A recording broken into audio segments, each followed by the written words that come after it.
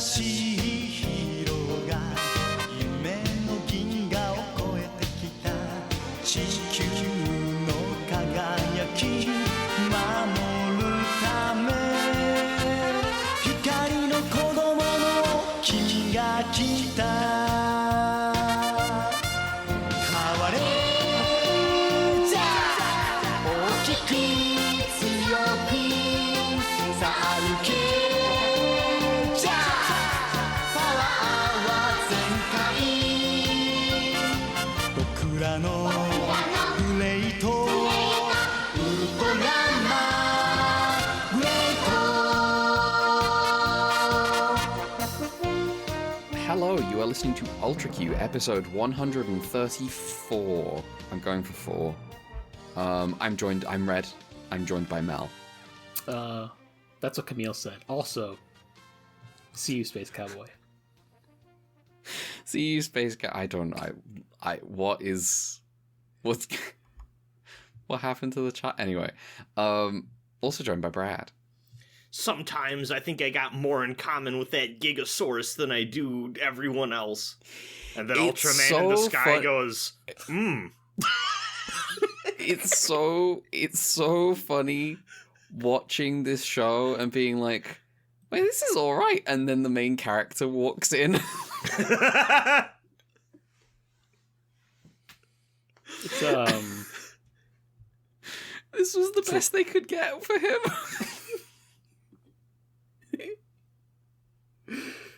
We watched 3 episodes of Ultraman Towards the Future / Ultraman Great. yeah, the Which first is- Ultraman season of the 90s. The first Ultraman season of... Australian. It's Australian Ultraman. Yep. Bet you didn't see that coming. No. I'm happy I No, I watched did not. Gallipoli as unintended homework for understanding Yeah. the nuances of Ultraman Great. Replacing the OP with Land Down Under by Man at Work. Yeah. Okay, I will Yeah. say the third episode of when a kid's pet lizard named Gus was a plot point. I went, come on, we can't be doing this 3 episodes into the Australian Ultraman. The thing about Australians is they are that Australian. Yeah, episode 4 is gonna have a big kangaroo, and they're gonna call it King Joey. Just you fucking wait. I mean, the third episode is wild for another particular reason. I don't... What? Anyway. So yeah, this is the show about Jack Shindo. Not confused with who Ultraman Jack, aka Shinman. Yeah, who went to Mars with Stan something? Yeah. Stanley Haggard. Great name. Love Stanley Haggard. And they encounter Kaiju and also Ultraman on Mars.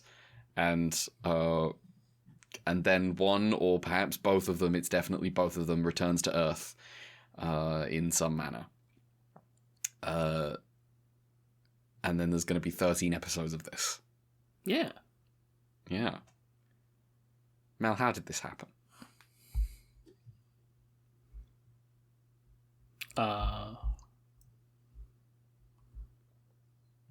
Well, Australia happened because of the British, but this season... Okay, yeah. But let's start with Botany Bay. No, this season of Ultraman. It has been 10 years since the last Ultraman series to air on TV. Andromels does not count.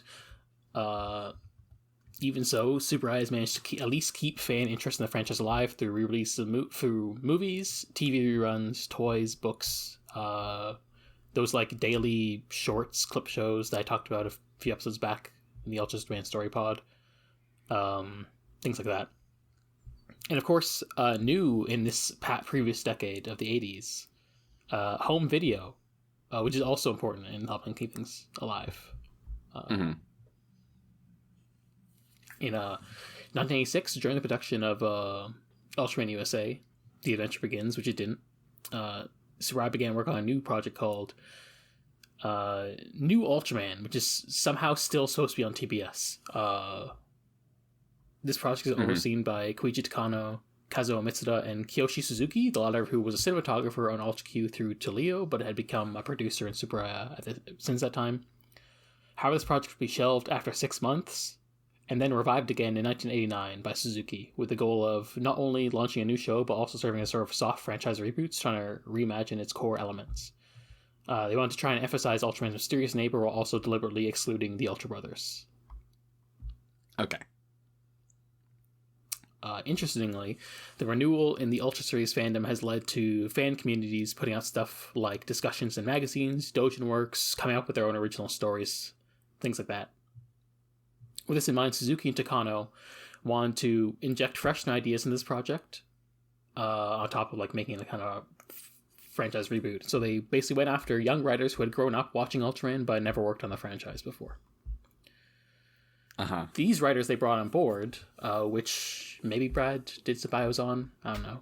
I'm gonna be real. It totally slipped my mind this week. I'm sorry. It's all right. If not now, I can do cleanup next week. Yeah, presumably we'll get to them all eventually. Anyway, the writers brought on board would be Sho Aikawa, Nidonori Miyazawa, Akinori Endo, and Chiaki J. Kanaka. Yeah, I saw this one in the wiki, and I was like, oh, hang on. Mr. Lane is here. Yeah. Have I ever told you two about the what's it called these days? Because it went through like 2 different name changes. It's like it was Vice Games, and then not Vice. It was something. It was Paste, and then it became something, and then it became AV News or something Games. Anyway, the point is they had a like top 35 anime ever made thing, and I clicked on it and clicked through, and there was some choice picks. There's some interesting picks, but there was one writer on that who kept picking Konaka shows. He picked Lane and also the Big O, and credited them as like the creative efforts of their director. And I was like, you don't know that you have a guy. That's so funny. Anyway, if you're wondering why the Big O has the Ultra 7 OP animatic style, yeah. It's because Kanaka has spent a decade writing Ultraman, basically. Nice. Which is something I've been keeping a secret this entire time, and now the shoe is dropped. He's here. He's here. And apparently here to stay. Yeah, he Very will be. good. Yeah, I had known he had done an Ultraman thing noon. at noon. It was high noon. No, I knew. No, we're Australia. True. I knew he had some Ultraman involvement at some capacity at some point. I just didn't know where and when. Yeah, like there is important context for the Big O that like, oh, he basically just came off of doing Ultraman, and that like you can feel it in the Big O if you'd like watched Ultraman. You can be like, oh wait, this is doing Ultraman plots in it, at least in its first season. And then Big O season 2 is definitely more like Kanaka on his bullshit by himself. Anyway, under this new project, they tried to zero in on 3 core elements from the original series: Ultraman, the Kaiju, and the defense team. They then considered 2 approaches to the project, the first being to do a traditional defense team, and the second was to try and do something new. They did a traditional defense team. They ended up going with the latter, with the new being the Laboratory for the Destruction of Monsters, LDM, which would fight kaiju with science and research rather than a traditional approach. I don't know if there's a distinction without a difference, but I guess how to is some that people. significantly different to having the military and the science patrol? Like, is that different? I don't know. To them, maybe. I guess they think I it's think different. that's the thing is when you're in the weeds enough, sometimes it feels different. I guess. I mean, I kind of get it as someone who has been watching Sequest, and that it became like started as kind of a scientist show and kind of became more of a military show over time. This is the classic difference between scientist type and military type. You mean aggressive type? Aggressive tight, yeah. Yeah. Synonym Anyway. of military tight. Yeah. They hope this will allow for human drama. I'm glad that comparison does actually make sense within Ultraman. Yeah. They also hope this would allow for human drama between the members of the team. In March, Chiaki Kanaka and his brother Kazuya submitted a proposal titled New Ultraman Conceptual Plot. In this proposal, the team was renamed the LULF, or Lab for Unknown Life Forms, and it would be one where humanity has never encountered kaiju before. While a second draft for this proposal was in the works, it was clear that the divorce of TBS is perhaps still on and that maybe it'd be difficult to actually secure a broadcast slot. And there were two solutions proposed, and both were pursued in response to this. First, Suzuki proposed releasing the show on home video, which might also be good financially, because this would also give them like more flexibility. But it would be a good idea financially, while also giving them more flexibility in terms of production. Keep in mind, it is also the era of the V-Cinema and OVA boom. So, and second, Tsuburaya attempted to round 2 of Global Ultraman Push and found a willing collaborator in the South Australian Film Corporation, who was also cheap to work with. Bearing in mind, Australia is geographically close to Japan relative to the US, and also has a history of like already importing Japanese shows over there. Perhaps also due to geography, and so there's there's probably like some degree of cultural awareness of Ultraman, even if not everyone's watched Ultraman. This is something I've picked up on following, of all things, model kit like import stuff and like culture over in Australia. There is, just like because of positional, like on the map. They got, like, even if they didn't have the full context for things, they got, like, a lot of merch and shit just, like, over there without context, just because it's like, oh, well, this is another, like, demo we can sell to, and, like, a toy's a toy, right? Yeah. So, a lot more crossover than I think a lot of people realize, like, in, our areas. Yeah. At Suzuki's recommendation, Andrew Prowse was chosen as the director, Paul Nicola as special effects director, and Ken Arledge for fight choreography. I don't entirely know the pedigree of the others because I don't know much about the Australian film industry. But it does seem that they were well established in the Australian film and television industry. And Nicola was chosen specifically because he did special effects work on the 1987 movie The Time Guardian. Prowse would later go on to direct several episodes of Farscape at the turn of the millennium. Also, Prowse recommended Terry Lanson to do series composition. It seems as though filming was set to get underway in Sydney, where Nicola resided, but at the request of John Bannon, the Premier of South Australia, most of the filming ended up being done in Adelaide. Though there were still some scenes on Sydney, especially because that's where the miniatures team was assembled. Though a lot more of the live action scenes were done in Adelaide. Also, I managed to find a blog of someone who was on the miniatures team, and so they just kind of have three blog posts talking about their experiences. So that's gonna be stuff I can bring up. That's fun. Now in the future. Yeah, it's cool. Including some details like some of the props the miniature team used for the show were repurposed from the canned 1987 version of the Total Recall movie, including the buildings that got blown up in episode 3. Nice. That version was apparently cancelled due to the 80s stock market crash, and so the miniatures were left in a shipping container for about 2 years. And 2 members of the team, of the miniature team on Great, David Tremont and Adam Grace, had previously worked on that failed Total Recall production, so they knew who to contact to just get the goods, to negotiate the purchase. Also, incidentally, Adam Grace would later go on in the decade to work on props for the Star Wars prequels and the Matrix movies. Okay. In a 2017 interview, Bandai producer Takao Asaka recalls that Noboru Tsuburaya was reluctant to pursue large-scale projects out of fear of financial losses. He also revealed that Taiwan and Hong Kong were the first places considered for filming, but this was dropped since Noboru wanted to push specifically for Western markets.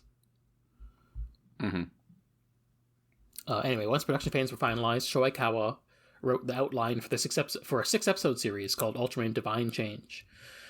These episodes were to have a clear and connected narrative arc featuring the conflict between Ultraman and the antagonist Gudis, bear in mind that they were trying to keep in mind what the trends were in like V-cinemas and OVAs. They're like, oh yeah, they're short, and there's usually some sort of connective plot between them.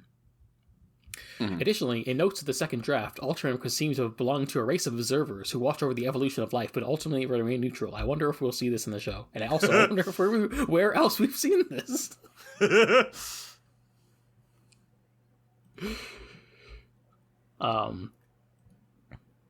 Yeah, so the 6 episodes are playing because that was the OVA standards, but discussions of a potential TV broadcast in Australia were considered, so the episode count got extended to 13. As a result, the show kind of has 2 distinct arcs, though we'll see how that plays out. In any case, the final episode scripts would end up being written by the Japanese writing team, then sent over, translated, and reworked and rewritten by Lanson to like better suit the sensibilities of Western TV. For Divine Change, Toru Naruto was initially sought out to design the new Ultraman, and he did end up with a draft. However, he wanted 30% royalties for merchandise for his work, which Super Eye did not want to abide by because they're cheap. And so they went their separate ways. And then this draft design would end up being the basis for the Zoffy design in Shin Ultraman. Okay. So, what a Wait, so it was golden? Yeah. Okay. And also has no color timer. Oh, true. That means yes, you posted an image. I'm looking at the image now. Yes, it is golden and no color timer because he's still pure. Still grumpy. Anno would be the guy to pull that. Yeah. Yeah, you know, this show I could see being like an Anno fave, just with some of its focuses. While the English name of the show is Toward the Future, the Japanese name Great was coined by musician and dub voice of protagonist Masaki Kiyomoto. You remember him as the guy who was pretending to be Bin Furia in the Jisoji TV drama. I see. Also, the name Great was chosen to evoke the Great Barrier Reef. Okay. That's so stupid. Now that's not the bit of the barrier reef, the Great Barrier Reef that signifies that it's the Great Barrier Reef. Lots of things can be great. He was thinking, well, what's something Australian enough? Uh-huh. Now the Japanese writing team had wrapped up their work by August of 1989. 1899. 1889. Production moved ahead to Australia, but the 2 crews had not fully hashed everything out, so there was a lot of travel between Sydney and Adelaide by the visiting Japanese staff, including Suzuki and Takano, who worked side by side with their Australian counterparts during filming. One wrinkle that did not help make production any easier was the fact they only really had 4 months given to get film done, and also the show was given a budget of only about $3 million USD per episodes, or $24 million overall, which is not a whole lot when it comes to making an expensive special effects show. And I'm sure doubling the show's length did not help either. Mm-hmm. Now, with that in mind, the show's leveraged its filming location to do some different things. They took advantage of the Australian landscape to do special effects scenes in open sets and using natural light, which gives the series a distinct look compared to other series. Apparently, they originally tried to do something different by using puppets or animatronics for action sequences. However, after attempting to film the first episode like this, the puppets proved to be too slow and lacking sufficient strength to make the fight scenes work, so they went back to suits. At least for Ultraman. There's a bunch of kaiju that in this batch that are puppets, but I'll get to that. To quote the blog I mentioned before, which is like called RC Sci-Fi, the guy doesn't give his name on it, but I'll put a link in the description. To quote him, he says, "In a somewhat radical break with tradition, we came to the conclusion that instead of men in suits for the monsters, we could use smaller scale puppets, and thus the miniature sets could be smaller and therefore cheaper. As model makers, our enthusiasm was for the demolishing of city buildings and blowing up models type of action. I am not sure that any of us had actually seen an episode of Ultraman at that point. What we totally failed to realize at the time is how important the fight scenes were to the Japanese producers and the fans of the show. That's some serious implications for the visual effects later on. This monster puppet concept must have been fully approved by the producers, however, because that's the premise we started out working on." Okay. Speaking of suits, this is also the first time that an Ultraman suit was made of spandex. They originally tried to use traditional rubber suit for the show, but the Australian heat made rubber unbearable, and so they made a spandex suit instead. That's so funny. Though apparently there was still one instance where the suit actor passed out from the heat inside. I mean, I believe it. Yes. There were other issues that got in the way of the show as well. There were plans to do Toyline with Bandai, but that fell through, so merchandise was limited. There was a video game tie-in on the Super Nintendo, but that one didn't do well either, and also it's bad. It sucks. Have you finally, tried worst it? of all, Have you tried it? I think I watched a YouTube video once. Okay. Finally, and worst of all, they couldn't actually find a network in Australia to air the show, which means it just did not air in the country it was made in. Oh, damn. No. That's rough. This also meant that, in spite of everything, Great only had a limited release in Japan as a direct-to-video series between 1990 and 1991, though they also made a couple of compilation movies. This is very... That's sad, because they did make a real show. Now, hold on. We're not done. Uh-huh. There was a bit of a reversal of fortune a bit later. Okay. Oh. In 1992, the show was actually picked up by American TV network Fox TV, where it became a bit of a cult hit. Okay. And you started getting them home releases in the Anglosphere and even Latin America. And eventually it finally aired in Australia in December 1993. As a result, Great ended up being a helpful shot in the arm for Australia. For Tsuburaya. It revived Australia in the cultural awareness. People had forgotten it existed. Made them a cultural hegemon of the 90s. Yeah, really, without Ultraman Great, we wouldn't have Kangaroo Jack. We wouldn't have neighbors. When you talk about like the cultural output of Australia, it's like Mad Max and then Ultraman Great. Oh, I'm sorry. I had to Google Neighbours because I was like, I'm pretty sure Neighbours is earlier than Ultraman Great, and yes, it is. It's from 1985.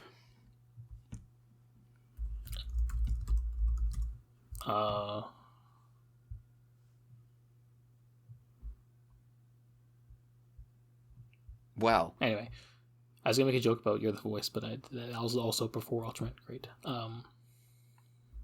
Crocodile Dundee. We'll just name Australian things. Steve the Irwin. Crocodile Hunter. Yeah. Racism. Anyway. Now we both know that's not an Australian thing. There's a lot. It's not unique to us. Australia, like doing the in our culture we appreciate food and family, but they're going in our culture we have a fondness for racism. It's like, yeah, everyone does, buddy. Yeah. As a result, Great ended up being a helpful shot in the arm for Tsuburaya between 1992 and 1994, which was useful in helping getting future projects like Gridman and Ultraman Powered off the ground. There was even a 1993 American comic semi-sequel.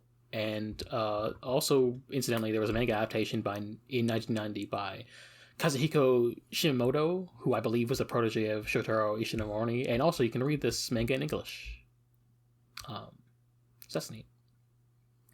Eventually, Great actually did air on TV in Japan in 1985, marking the first time in about 14 years since Ultraman was actually on TV, and it brought in new fans as a result. There were some plans to make follow-ups to the show, like a second season with an additional 14 episodes. According to Aikawa, the second season would include more familiar aspects of the franchise, such as Boltons or the Ultra Brothers. Terry Lenson seemed to have drafted his own proposal for these 14 episodes, but in the end, Tsuburaya decided to pursue new projects instead of a sequel. Now, correct me if I'm wrong, but didn't they also kind of start 80 with the idea of, we're not going to reference, like, the Ultra Brothers and stuff, and then they ended up doing that anyways? I do think it's funny, 10 years later... They're doing the same thing. Well, old habits die hard. In terms of its historical significance, Ultraman Great is the first Ultraman series of the Heisei era and the first since Ultraman 80. More importantly, many of the creative staff on the series would go on to work on the later Heisei Ultraman series in the late 90s. In some ways, Great in its ideas can be viewed as a trial run for Chica and other 90s shows in the Ultraman franchise. That's interesting, considering how, like... Otherwise, like, from the outside looking in, you really get the impression that this would be, like, a weird one-off that doesn't really touch anything else and is, like, a weird curio.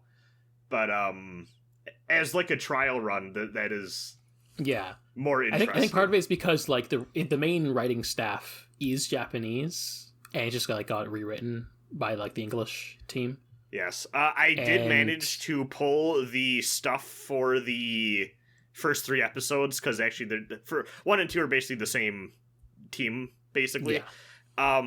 But I do think it's interesting that in the credit, the Japanese writer is specifically they say original draft, and then the other writer is featured. For, making your job easier, presumably, is the fact that like the same writer and directors for like all 13 episodes. So yeah, it'll be like mostly like the draft writers that'll be like filling. Yeah. Anyway, cast. We have Jack Shindo, played by Dore Kraus, and in the Japanese dub, played by Masayaki Kiyomoto, who, you know, is a musician guy who we talked about before. G-Reco, played by Gyakarides, and dub voice Yoshiko Sakakibara, aka Haman Karn. Arthur Grant, the captain, played by Ralph Cotterill, dub voice Akiji Kobayashi, aka Muramatsu. Kim Xiaomin, played by Grace Parr, dub voice Fumi Hirano, aka Lum in the original Urusei Yatsura. Charles Morgan, played by Lloyd Morris, dub voice Shingo Yanagasawa, who played Yamashita in The Man Who Made Ultraman, and will go on to be a supporting character in Ultraman Orb. And we have Lord Wilder, played by Rick Adams, dub voice Koichi Yamadera, voice of Spike Spiegel, Togasa, the current voice of Zenigata, and also Albedo in Xenosaka. There you go. Ultraman Great was designed by Hirotsugu Murayama. Suit actors are Steve Apps and Robert Simber. Both of them were apparently black belts in karate, which meant that Great's fighting style involves a lot of karate specifically. Okay. And he's voiced by Matthew O'Sullivan, but in Japan he's voiced by Masaki Okabe. Meanwhile, Kaiju were designed by Minoru Yoshida, who was the designer on the majority of Heisei Godzilla series, and suit actors for the Kaiju were Mike Reed and Johnny Halliday. Now some contemporaries, because 1990. Yeah. Subaraya put out a series of animated shorts called Ultraman Graffiti, which are presently not sub, but Monday might be. In terms of what Toei's putting out, we have Chikyu Sentai 5-Man, which is the last series by Hiromasu Soda in his like run of like 8 seasons in a row or something. So you can consider in some ways 5-Man the last season of the long Sentai 80s, because it's going to be followed up next year by Jetman. Yeah. Special Rescue Police Winspector is the first of the Rescue Police sub-series, the Metal Heroes franchise. And then from the Fukushiki comedy series, we have La Belle Fille... this is in French, so... sorry. It's La Belle Fille Masque Poitrine. Anyway, Poitrine is an important Magic Girl show that also inspired the rapidly approaching Sailor Moon. Okay. It's just, has not been sub-translated until very recently. But I should watch it. In terms of anime, we got Brave X Kaiser, the first entry in the Brave series. Yeah. We got Nadia, Secret of the Water. Dragon Ball movies include World's Strongest, Tree of Might, and Bardock, the father of Goku. We got Samurai Pizza Cats. We got Record of Lotus War. We got the second Lupin TV special, the Hemingway Papers, because I guess I forgot to mention for 1989, the first one, which is by Bailey Burton.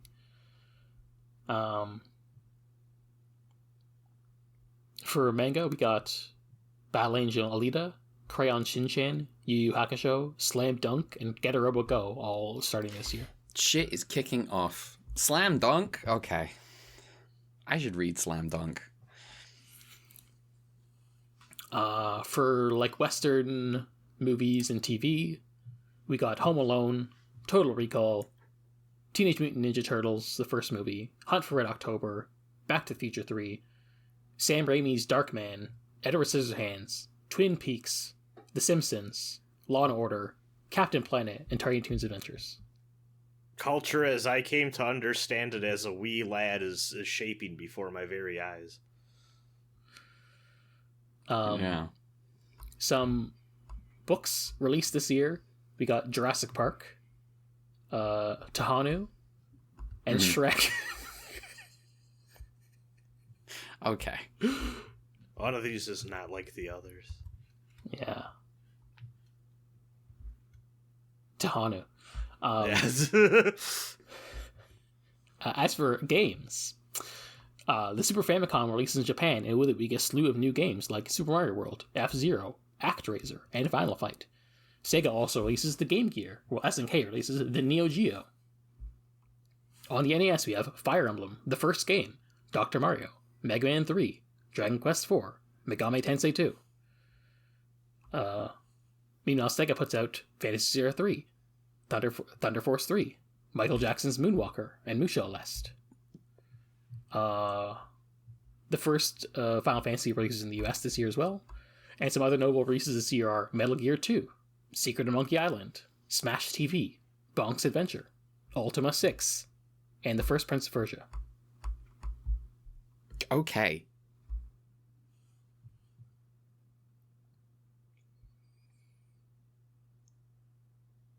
Well, Well, video games. is it time It is maybe to get a time. taste of some Vegemite flavored Ultraman? I think so. Yes. So yeah, we got 3 episodes. Let me tell you about Ultraman Great, episode 1. Now, I'm gonna tell you now. I didn't write summaries because I went to the wiki. I went to the wiki, and I saw they had a synopsis for all the episodes. It's a miracle. And so, here's the deal. I read the first episode synopsis, and I was like, okay, this is interesting. I'm gonna stick with editorial decisions that we're gonna be discussing. Maybe I'm gonna stick with. I think there's some, just in terms of what he's focused on, I think is just revealing. And so, I think I'm gonna read this summary, and then we're gonna rate it out of 10. Well, stars, out of 5. Oh, that 80 came to us from. Yeah. So episode 1 is called Signs of Life. Jack Shindo and Stanley Haggard are the first men to land on Mars. Upon arriving, they are met with none other than the strange alien monster Gudis. As Gudis was slowly moving towards them, a giant silver humanoid by the name of Ultraman Great came to the rescue. After Gudis pushed Great aside, he killed Stanley as he tried to escape in the ship, as Jack was trapped by a rock slide. Great quickly got back up and used burning plasma with capital B, capital P, to knock Gudis down. Gudis fell dead by the burning plasma's true power, but not before he sent a virus to Earth. To save the humans of Earth, Jack had become Great's human host and went to Earth. The next day, Bogan appeared, that was created by the Gudis' virus. Bogan changed his appearance from that of a tadpole to a gigantic brute rampaging through the United States. UMA was sent to destroy it, but only succeeding. Yes, we have the horses. Uma was They sent do to destroy also it. say Uma, because there is an episode where he says, "Oh, we're with Uma," and then the guy goes, "Uma, like Puma." No. What I was gonna say is is the kaiju actually rampaging in the United States? It's a good question. I assumed it was in Australia. I also assumed it was in Australia. I had also assumed it was in Australia. Uma was sent to destroy it, but only succeeded in annoying Bogan. It wasn't long before Jack used the Delta Plasma Pendant to turn into... Okay, Delta and Plasma are capitalized, but Pendant isn't. It wasn't long before Jack used the Delta Plasma Pendant to turn into Ultraman Great. As the two clashed, Great seemed to have the upper hand until Bogan used poison gas. However, the Ultra persevered and eventually used burning plasma to set Bogan on fire. That's where the summary ends. That's the episode. That's not where the episode ends, does it? I don't think so. So this episode has omitted... This summary has omitted all characters. Yeah? Yeah. I'm gonna give this summary... And literally any conflict or ideas they have between them. I'm gonna give this summary 2 stars.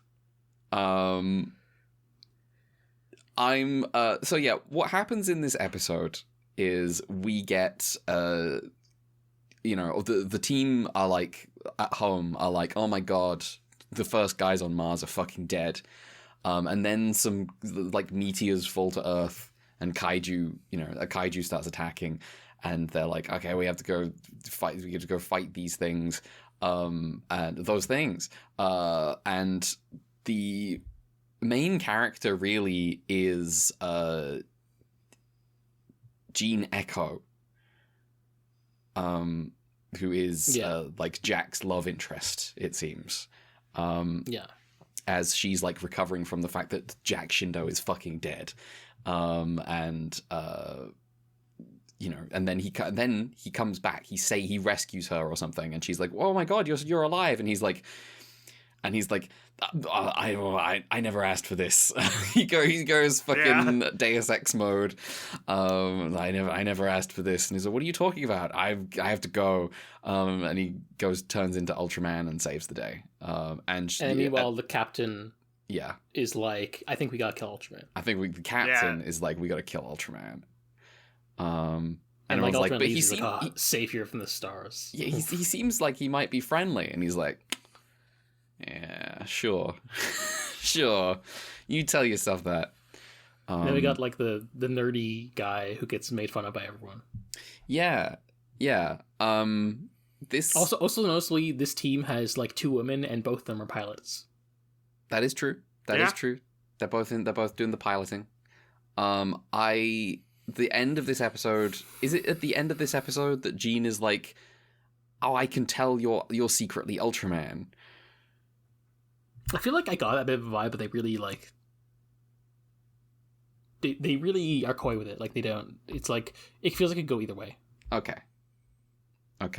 Yeah, I can't remember if it was this one or next one where but that does happen, yeah. So, yes. Oh, yeah, there's a bit where like Charlie and Lloyd are like being told to blow up Ultraman. They're like, oh, we can't hear you. Static. Oh yeah, they're getting quirky. They've got jokes. They got jokes. That's the first episode of Australian Ultraman. It was initially just a tremendous shock to my system. Yes. That was one of the things I was looking forward to you finding out. Yeah. My reaction is, oh my god, I think secular Ultraman is here.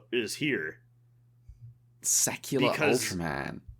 It's all like it's a virus.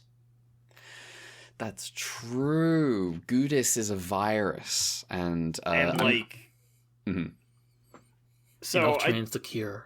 Something I had. So the first episode, I was not. I was expecting like, okay, traditional Ultraman stuff, like first monster introducing the team, like, oh my god, monsters are real, blah blah blah.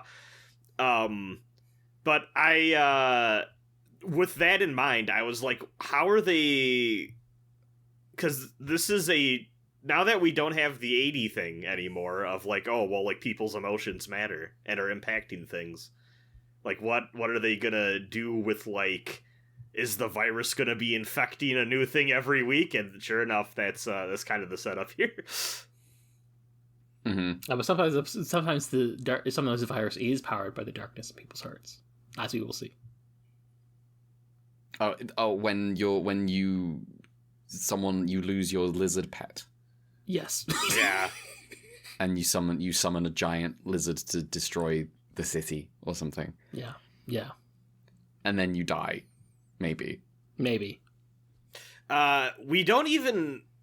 I was kind of surprised for how made for a new audience this was. They just don't, like, they kind of treat the merging of Ultraman and Jack as, like, oh, you get the idea, we don't need to actually show it on screen. Mm-hmm. Which I appreciate, having watched a bunch of these. Yeah. But was kind of surprised that they weren't gonna make it super overt and obvious like the Hanna-Barbera cartoon we wanted. Yeah. I mean, you say that, but this has more of that content than the cartoon does, because the cartoon is like, oh, you've merged your like vessels for Ultramen now, and at no point is that true. And this they just one have like, super transformations. This one, he has like an argument with Ultraman or something at some point. Yeah, but that's in episode 2. So yeah. Yeah, this first episode, introducing the team, getting to grips with the stuff. Their banter felt pretty good, at least in this first episode. I felt where I'm like, okay, we have some clashing personalities here in a fun way. I think that so far the group dynamics has been pretty good so far. You're both allowed to like the banter. It's allowed. Oh, okay. It's pretty stock, but I was like, something. When the nerdy guy is doing like, we can't hear you, I'm like, okay. I don't know, okay, whatever. It's stock, but maybe it's also just like more than we've usually gotten. Sure. Yeah. I don't vibe with it, but I'm not like, the quipping needs to stop. I'm a big fan of this you captain. hate whimsy.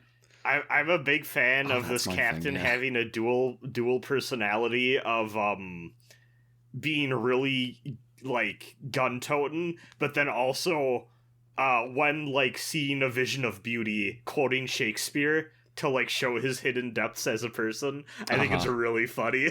Yeah. He literally goes, once more into the breach, Ultraman. And I'm like, okay. I quite like the captain. I do quite like the captain. Captain's good. Captain's good. I was sort of like, I was having a perfect, because I'm not like super keen on some of the dialogue or whatever. That's not, the vibe is still good. I'm still like, this is like 90s. It's like I'm watching Hercules or Xena or something.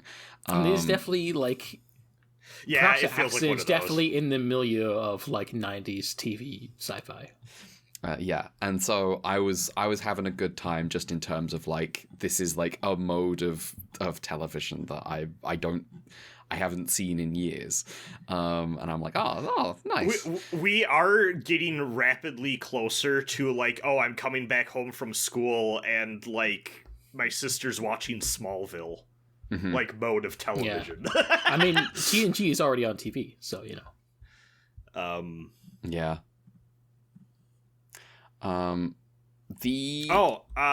Red, how do you feel about the Thunderbirds material?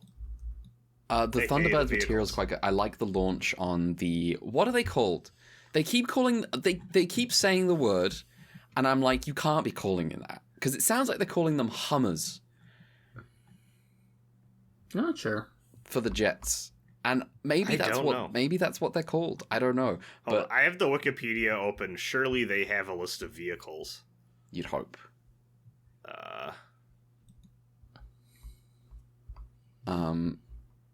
Yeah, I should link you one of those blog posts, because it's like all about this. Yeah, no, they're called Hummers. Okay. Like literally just Hummers. So the Hummers, I liked the launch sequence on the Hummer. I really like the rocket on Mars that Stanley gets blown the fuck up in. Yes. Yeah. This predates the Hummer SUV by 2 years. Okay, well, fair play then. So they General Motors stole it. Yeah, they stole it from Ultraman. Yeah, here's the blog post where he talks about the hangar and the Hummer. If you want to peruse that later. Okay, thank you. I like all the lights in the cockpit. Mm-hmm. Very Star Wars feeling. Yeah, I definitely like the cockpit for the characters are in. Big fan of that. I definitely think there's a non-zero chance a lot of the miniatures people actually did watch Thunderbirds growing up. Well, it's not. I mean, because by now it's not even just that it's Thunderbirds. It's that we got sci-fi cockpits for days. Jerry and Sylvia, and well, had they divorced by the time? I mean, this is like when there's like post Terrahawks, right? So there's like but like by now we've already had UFO and like Space 1999 and which is just Thunderbirds but without puppets. So they're just doing the Ultra thing, but British. I just mean that, like, because I just feel like the Australia audience, like, more of them would have been fans of Anderson's stuff overall, probably. If they're specifically working on miniatures and stuff, probably. That sounds about right. Okay, UFO still. I just had to, because one of the interesting things about me about the insistence on this podcast of referring to them as Jerry and Sylvia Anderson shows is that at some point they stop being that because they have a very messy divorce. Yeah. Oh damn. He announces their divorce on like the wrap up party for like Space 1999 or something to the rest of the crew. That's weird. Don't do that. I wouldn't do that. I don't think that's the venue. It's something like that. Let me find this. Jerry Anderson divorce. I have to find this story. It's crazy. I remember finding out about this for the first time. Oh,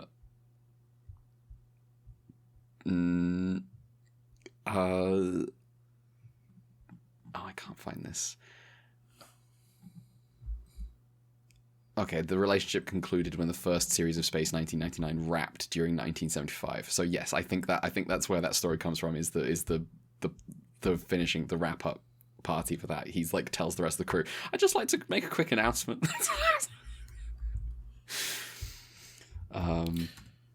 Jeez. Normal guy. Yeah. Well, entertainment industry people are like this. Well. So yeah, I so speaking of Jerry and Sylvia Anderson, you say that they might be fans of those shows. Captain Scarlet and Captain Black are just in this show because he's Captain. You did say that, like, finally off mic. You said finally Captain Scarlet Ultraman. Yeah. Which, prior to this, it was Mirrorman was Captain Scarlet Ultraman. This is also Captain Scarlet Ultraman in a different way because the Captain Scarlet thing is that, like, there's a trip to Mars and they meet aliens there, and then there's an incident on Mars and then aliens attack Earth. And one of the things is that Captain Black is the one that goes to Mars and he gets got, and then he becomes an agent for the aliens. And I'm like, there's a thing happening in like episode 2 where I'm like, okay, so Stanley Haggard is definitely alive and is now like possessed by Gudis or something. And Jack Shindo is now a Ultraman thing, and so he is indestructible. Yeah. The War of Nerves. I think it's fun. I think this is the first time we've gotten Mars in Ultraman. I feel like there was one episode where it came up before. I definitely feel like this is the first time we've been on the surface of Mars in Ultraman. Was there that episode of... It may have been Taro or something, where they were all fighting one kaiju. Like, all the brothers each got owned by the kaiju on its way to Earth. And was it not on, like, the surfaces of all the different planets of the solar system? It may have been. I just totally forgot which planets. That's like the one that comes to mind. And so... Get your ass to Mars, etc. Yeah.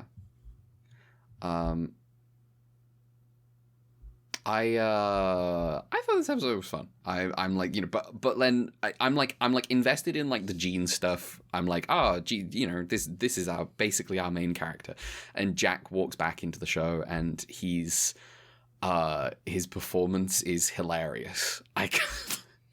I think one, it's funny his actor is American.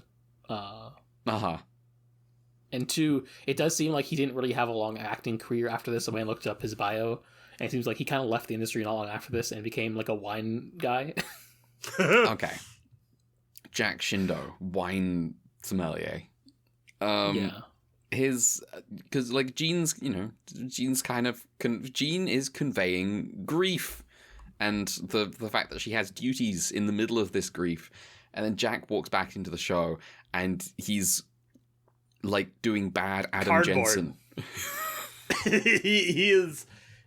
He is not pulling his weight compared to everyone else, which is unfortunate. Oh well.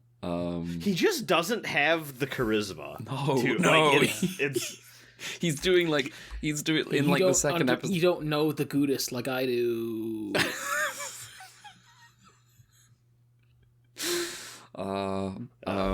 Jack, you have to fight to save humanity. I don't wanna.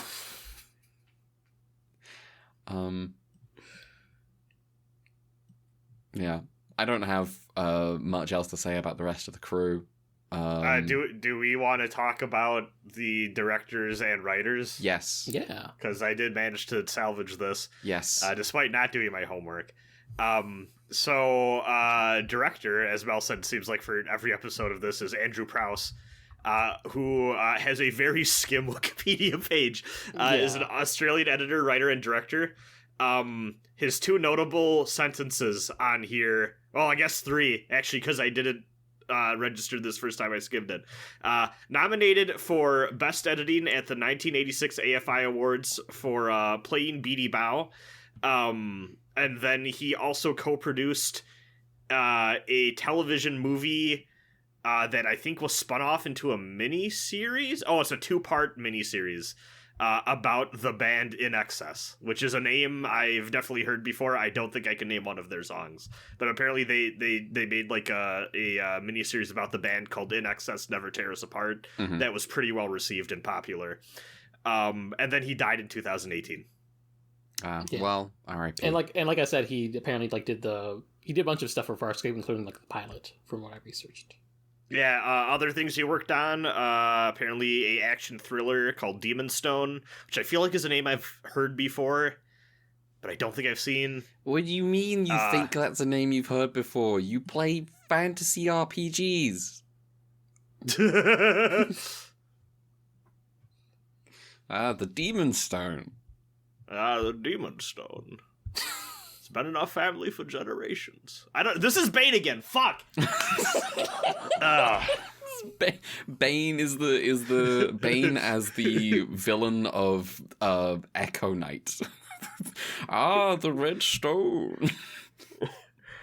The Moonlight Sword. The enemy of the Blue Stone. It was the only light I saw in the pit for years.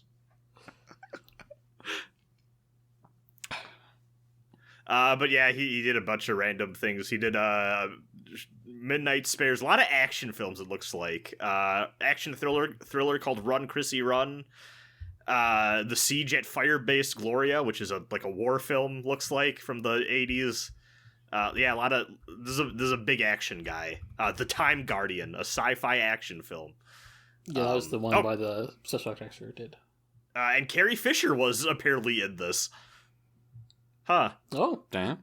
But yeah, the writer, you know what, I'm gonna do this kind of reverse, because like I said, there's like the Japanese screenwriter, and then Terry Larson is credited on the Australia side of things. So this guy has more info on just like the Ultraman wiki than other places online, funny enough. Oh, that's funny. So beyond just like what Mel covered, I guess in 1991 he was nominated for an Australian Writers Guild AWGIE award for Best Children's Adaptation for his work on Ultraman Great Towards the Future. But yeah, not much else. IMDb has a list of some of his other works.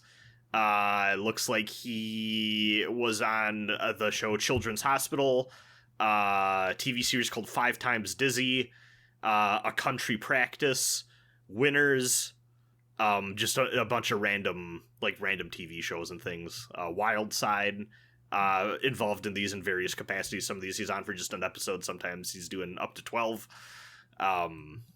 So yeah, he's been around. But the real meat that I was able to find is the Japanese side of the screenwriting credit. So this guy apparently worked under a shit ton of pen names. He is credited as Sho Aikawa, but his real name is Noboru Aikawa, and that apparently seems like he used a lot of pen names in the past, but tends to write. Oh no, maybe I have it backwards. Apparently, until a certain point in time, he just used his regular name, and since then he's kind of used a shit ton of pen names. Notable. He made his screenwriting debut as a high school student for the 29th episode of the show that we all know and love, Mission Outer Space Shrungle. Episode 29, The Evil Mutant Squadron. Sequel to Galactic Defender Linguini. I appreciate how much Shrungle has been coming up on this podcast. I hope that there's more. Shrungle is maybe the greatest title in Mecha. It's really good. I remember watching...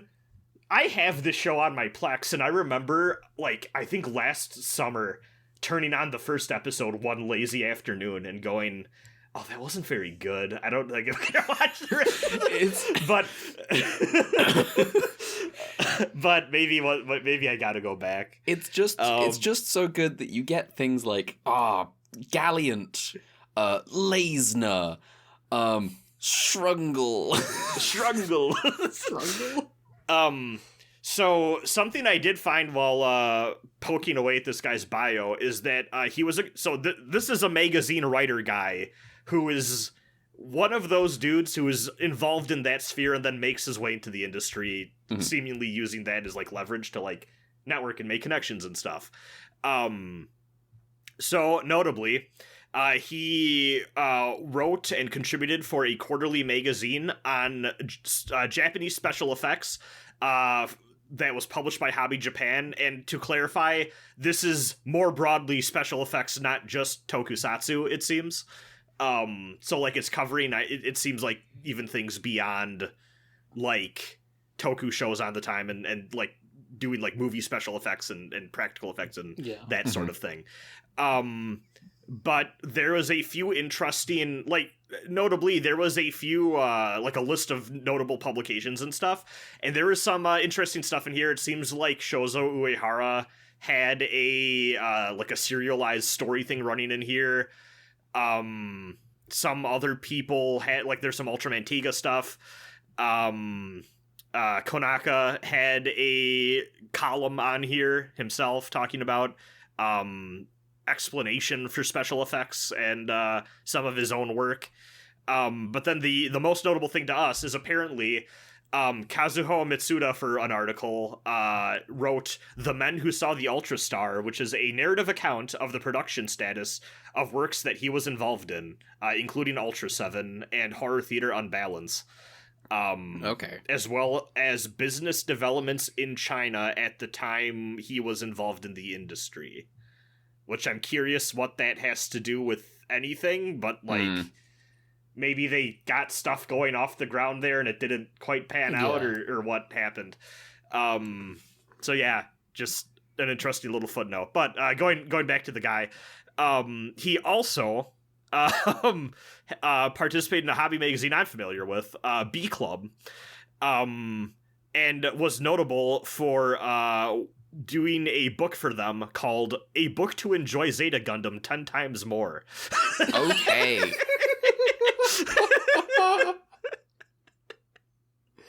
That's pretty good.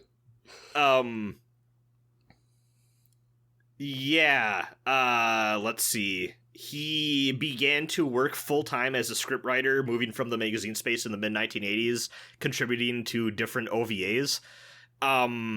He worked on the original Full Metal Alchemist anime, as well as the anime adaptation of 12 Kingdoms, which is a name I hear a lot, but I'm not super familiar with. Isekai story about a girl who gets transported to the 12 Kingdoms, and she gets involved with, like, politics.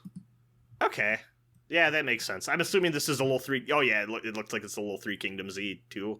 It's like originally, like, you know, novels, and you know, the people. Oh, like this it. is wild. It's written. The original novels are written by the woman who wrote the Shiki novel, and I like Shiki a lot. So, apparently she was originally not a fan of fantasy, but after being commissioned to write a fantasy work, she read C.S. Lewis's The Chronicles of Narnia and Roger Zelazny's Nine Princes of Amber, and her own ideal form of fantasy was formed. What a combo! That's crazy. That is those are very different. I never heard of one of those. Nine Princes of Amber is kind of a deep pull, but it's a weird one. George R. R. Martin, big fan. Okay. But yeah, back. I kind of want to check out 12 Kingdoms now. What the fuck? But back to our boy Noboru Aikawa here. He has worked on all 4 major Japanese special effects series: Metal Hero, Ultra, Super Sentai, and Kamen Rider. I guess he served as the main writer for Go-Go Sentai Bokenger. I hope I'm saying that right. I really like how specific you were with which consonant you were saying once you started talking about Sentai, about Toei shows. You're like, writer, not writer. Yes. Yeah, well, he wrote 23 of the 49 episodes. He was also the main writer for Kamen Rider Decade, but left after the first 13 episodes. Okay. Okay, I missed this part. His comment on it was, quote, "Something very sad happened, and I left Decade after 1 season, so I'm completely unemployed now. I don't have any projects, so I think I could get unemployment benefits if I applied for them." Nice. Damn. Nice. That's how it goes. In 2013, he returned to Toei for the first time in 4 years to work on Kamen Rider Wizard.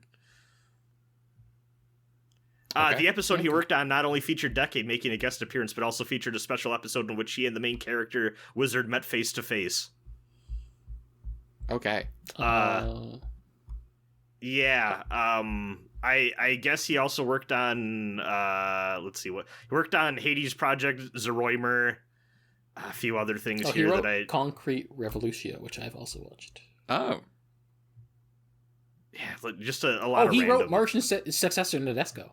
Yes, that was one that I wasn't sure on. Apparently he contributed to Brave Police J. Decker. So yeah, this dude's been around. Shaman King in 2001. Razafan. Yeah, dude has been around and active, and he's still working up to Digimon Beat Break last year. Oh, no, that's the one that's airing now.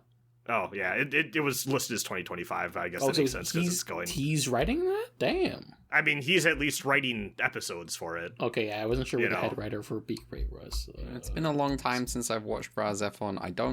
I can't remember if it's good, but I do remember that the OP bangs, so... Sometimes that's the most important of them all. Yeah. Yeah. Yoko Kanno make a bad soundtrack challenge impossible. It is impossible. Yeah, that's all I got for this crew. And I don't have much on... I won't have anything until the 3rd episode, because it's the same team doing the first 2 of these. Alright. Sick. Alright. The Hibernator. Yeah, the 2nd episode is called The Hibernator. Would you like a summary? Oh, wait! These episodes have different names in Japan. Oh, okay. This is important. The first episode is called The Silver Giant. And the second episode is called The Frozen Dragon. Wait, I have my own trivia. Your own trivia. Sorry. I forgot the format of the show because it's been a long time. Me too. Most of the stuff is one-off, so I've just had trivia for like the whole thing. Anyway, in the original draft, Stanley was written to abandon Jack and die, but this was changed to be a heroic sacrifice in the final version. It's really funny how unconvincing he is when he's like, "We got the pictures. Go on without me. You have to get go the on glory." without me. The original draft also had Jean be a new recruit rather than being an established member of the team. Okay. I think that lends credence to your idea of like Jean as like the main character, because it was definitely like the way it sounded on the wiki. It was like, oh yeah, it was about her recruitment was what the episode was about, and just sort of like the things happening around her. I think I like that less because I like that you know, she's experiencing grief while she has an established job that she needs to keep doing. Yes. Yeah. She can't just take time off. Also, the original draft title Aikawa Pitt wrote was "I saw a god in the desert." Many such cases, honestly. Aikawa also stated he was inspired by the battles in Mamoru Uchiyama's manga, The Ultraman, when writing the fight at the start of the episode. I see. How? I don't know what that means. Listen, fans read what they want to read into things. Like, he just kind of stands there and he blasts them. I don't... Also, the kaiju... Anyway. The kaiju Boken's name is derived from the Australian slang term Boken.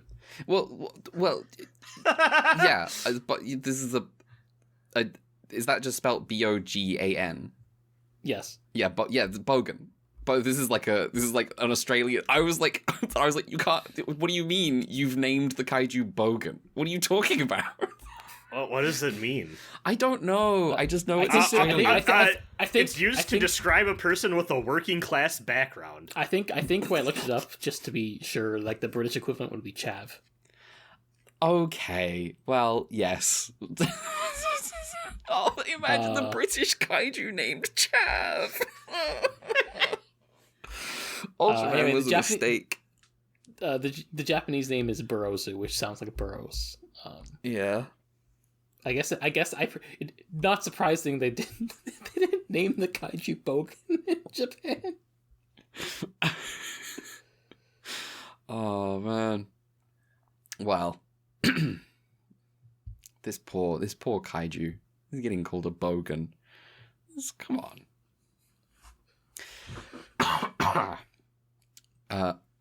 Do you want to hear about the second episode?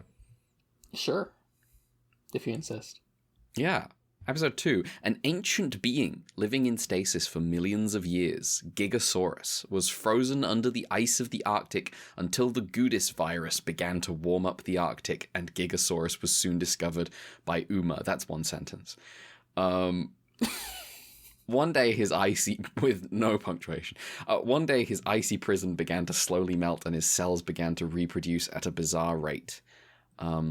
As a batch of cells was about to be examined, Gigasaurus woke up and increased his size to break out of the storage facility he was held at. Uma, sent its fighters as the icy dinosaur monster... sent its fighters at the icy dinosaur monster as he was rampaging through the town and soon into the local transformers. Gigasaurus's freezing breath prevented Uma's fighters from getting close. That night, while Gigasaurus was sleeping, plans were being thought up to destroy the large dinosaur for good. That morning, as Gigasaurus was heading for a local oil refinery, a human infected by the Gudis virus was waiting for him to show up. Who could that human be? Jack hijacked one of Uma's fighters to catch up with Gigasaurus to prevent him from getting infected. Before Jack's fighter crashed from Gigasaurus's freezing mist, he turned into Ultraman Great. The two giants clashed against one another, and before long, Great managed to use Magnum Shoot to use the dinosaur's own mist against him. After a moment of silence for the beast, Great soon destroyed Gigasaurus with burning plasma and flew off. Again, there's no characters in this summary. There's like half the episode is not in this summary. Well, because the other... So, do they specifically say the virus... Because this summary says the virus began to warm up the Arctic. They can't... yes. Did they say that? Yes. So that's in the episode, is the idea that that Gudis... So there's a narrator for this show who will sometimes cut into the episode and be like... He helpfully tells us that, the color timer is necessary on Earth because Ultraman is weak to pollution. Yeah, the Earth is so polluted.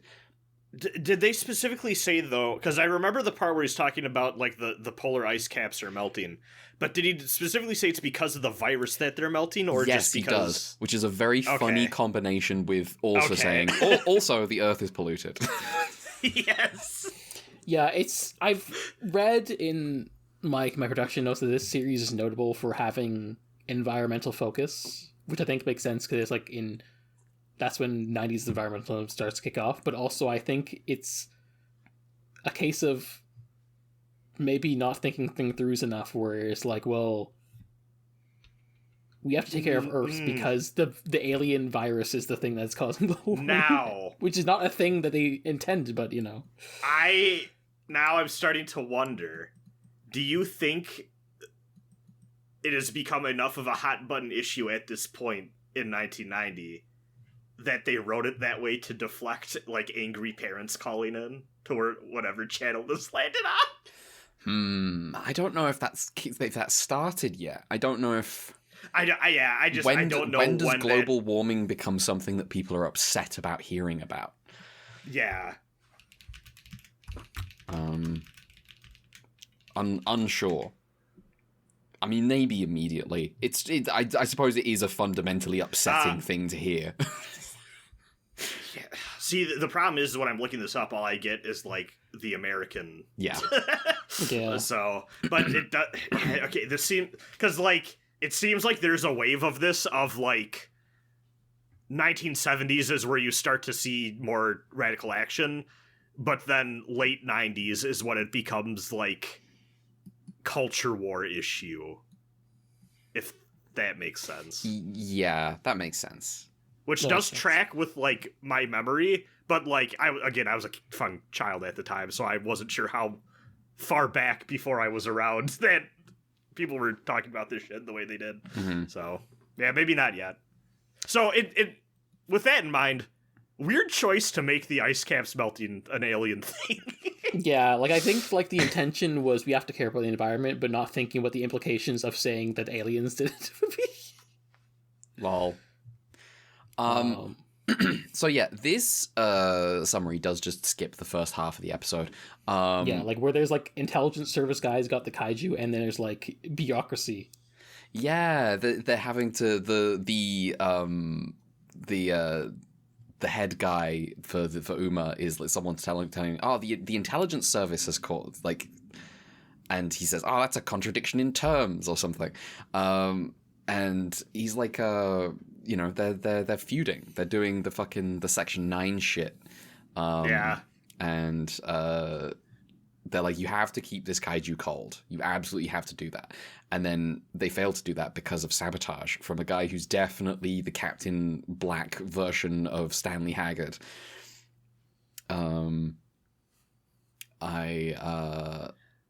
There's a really funny bit where after they tell them you gotta keep the kaiju cold, they go back to the car, and who is leaning on it but Jack Sauceless Shindo. Jack. That's how you can tell he's an American. He's leaning. Yeah, true. Yeah, fucking Sauceless Jack appears. And they're like, Sauceless Jack! Yeah, that's what I'm calling him. And thank you for the episode title. That's really easy. But they're like, we got some questions for you. And I was really expecting him to do the main, like, the protagonist thing of, like, I'm not gonna answer him, but instead he's just like, yeah, I'll come by. And then it just cuts to them asking questions, and he's like, I don't really think he's telling us everything. All things considered, they take his reappearance very well. Yeah, it's sort of like... I mean, definitely a bit of disbelief and, like, confusion, but also, like... Yeah. They aren't, like... Because he's like, I don't know how I got back to Earth. And they're like, what the fuck are you talking about? What do you mean? Like, so, you can't just not remember it. It was, you came from Mars to Earth. What do you... Do we think he is lying to cover the Ultraman merge thing, or do we think he doesn't actually know? I think he knows, because he's talking to Ultraman later. He's like, yeah. I can't believe I'm part freak. And Ultraman's like, come on now. That's what I was thinking. I'm like, surely I'm in here. Surely he knows. Yeah. Um Ultraman's voice No, of is course, so I couldn't handle fucking it. funny. So to set the stage, come along, Jack. There's a scene of him on a dusty desert highway on a motorcycle driving into the sunset, and he just starts talking to himself, and then it cuts to the horizon line where a ghostly apparition of big Ultraman in the sky appears to give our boy some therapy talk, and it's so fucking funny, and his voice is ridiculous. It's really good. I'm like, I'm happy because here's the thing: when Jack is like kind of intruding on like I don't know, when he's like stepping into a scene where I'm already like, oh, I'm here with the gang. I'm like, Jack, get out of here. But when it's leaning into, this guy's a fucking loser. This guy sucks, and he's like, I don't know. He's just fucking. Oh, I can't believe this is happening to me, and I can't. Oh my, I can't. You know, how could this, that, and the other? And Ultraman's like, please calm down, please relax. And I'm like, this is. I'm having fun. I'm enjoying his dirtbag Ultraman. In some ways.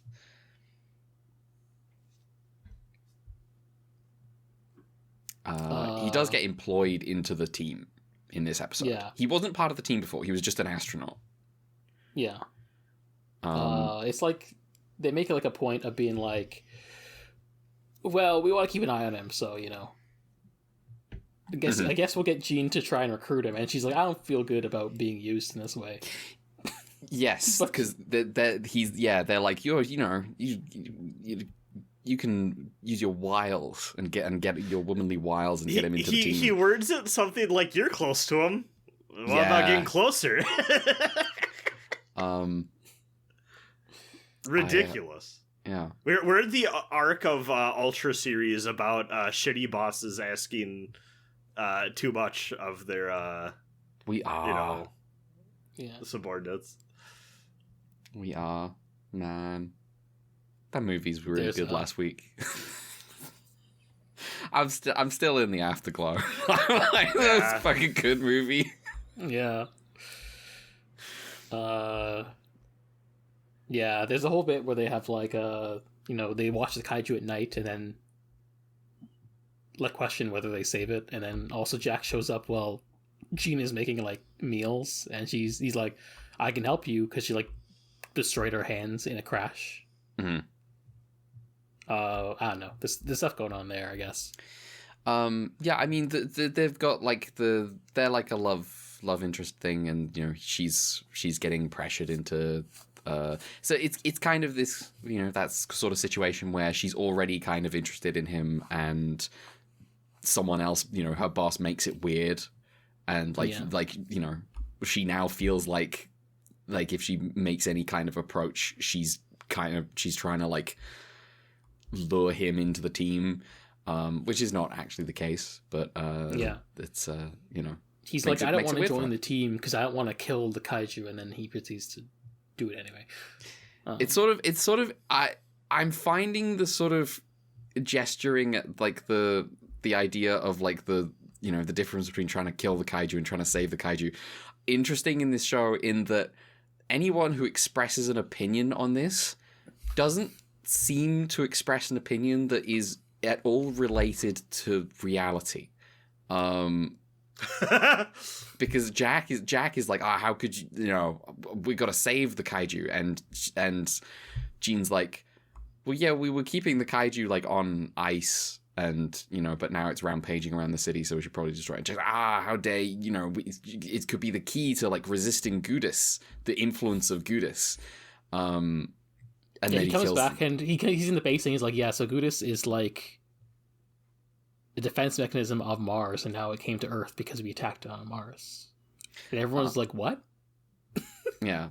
I do quite like the Gudis thing as like a gimmick for how kaiju start attacking shit. Yeah, imagine if they did this in an earlier show, which also happened to have like two characters become one, and like they actually stuck to their guns with that instead of like. Oh, I see. Yeah. See, I don't know if I like the Gudis thing. You don't know if you like the Gudis thing? How do you feel about the Gudis thing? I think it's very... It feels to me very like the bad kind of modernizing a thing where like, at least with like the former version we had of this, whose fucking name I'm already forgetting. No, Yapul. It felt a little more like sinister, evil, corrupting influence, parentheses, like mystical. And this feels like zombie tangential a little bit to me. Of like, it's too scientifically like, oh, the alien corrupting virus that makes you go berserk in a way that I don't think is... At the very least, I don't know. I guess I need to give it time to see what they do with it. But at least to me, I feel like it removes a lot of the possibility to make more interesting like B plots or stories with like, oh well, like the virus, the evil alien virus came and kind of ruined everything because it's like an infection that like can spread anywhere at any time. But I don't quite think that. Like, I don't quite think the corrupting influence is flavored in the way that I think that sort of plot device is interesting in this sort of work. It's a little too sciencey for me, I think, at the end of the day. Okay, I see. The thing about the sort of like closing down like how much variety you can have in terms of plots is that we don't actually have many episodes. Yeah, that's true. That's the only thing that makes this like if this was like 50 episodes, I could see that being a concern. But in this case, it's like there's like 13, we're in and out, and there's like an experiment, and we'll see how the experiment pays off in the future, more or less.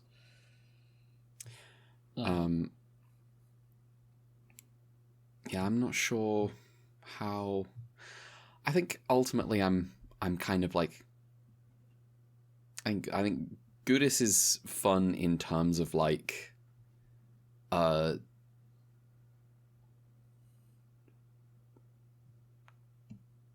just in terms of kind of I quite like virus from Mars has got to Earth and it's kind of fucked up the environment.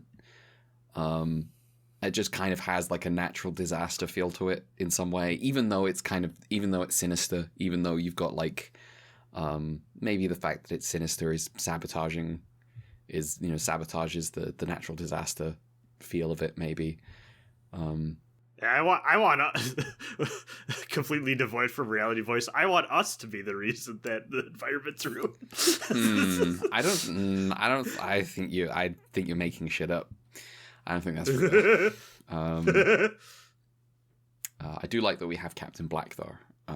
I can't wait for Stanley Haggard and Jack Shindo to have a really bad fight. I can't wait for their one-liners. It does make sense that they wanted him to be like, hey, screw this, I'm out of here, in that first episode instead of a heroic sacrifice if they were gonna do that to him. Yeah, he's gonna be the bad guy. So now we don't have to feel bad. I do love Sauceless Jack and Selfish Stan. Sauceless Jack and Selfish Stan. I do love the scene where. Sorry, are you developing like Donald Trump like nickname syndrome? Oh no!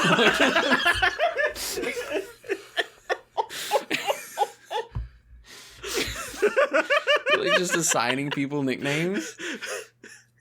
Sauceless Jack, we don't know how we got back.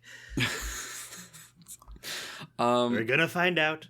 I do love the scene where Selfish Stan gets fucking obliterated in the rocket. It's really good.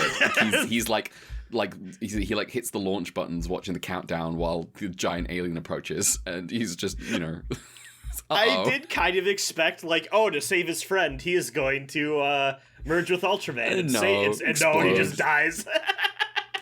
Pretty good. We haven't talked at all about any of the, like, the Ultraman bits, the bits where he's Ultraman. They look fine. Yeah. I like how they Photoshop enlarge him when he shows up on the screen. They do that. They do that. I think it's really funny how I can't remember if it's episode 1 and episode 2 or episode 2 and episode 3, but I know it at least happens twice.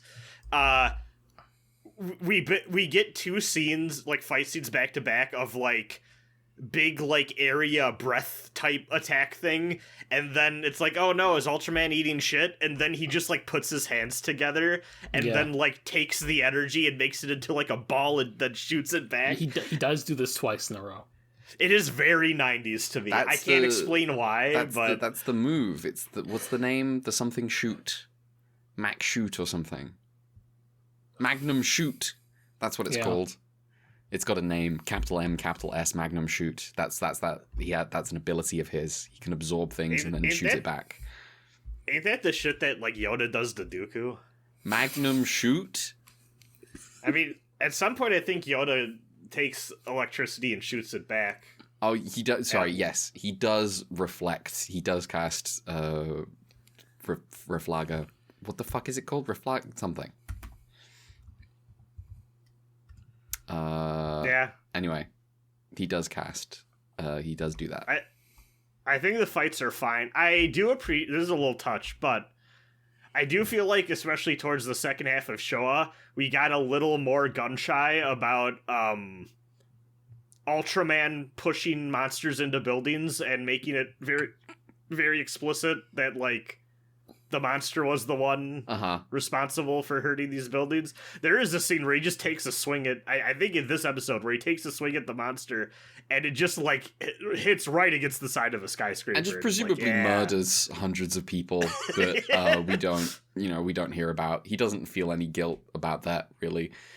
Nice. He feels sorry for himself. Yeah, he's like, man, this shit sucks. Just kills loads of innocents. Gah.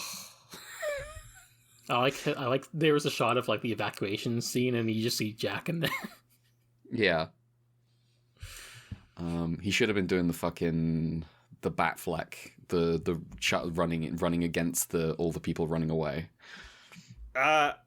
Do we know what the team name stands for yet? Did they ever say? Ooh. Because like I'm trying to think because surely it must be like Ultra something, right? Ultra Mission. Ooh, I have it. You do? Universal Multi-Purpose Agency. That could do anything. That could do anything. That's got nothing to do with kaiju. That could be for delivering pizzas.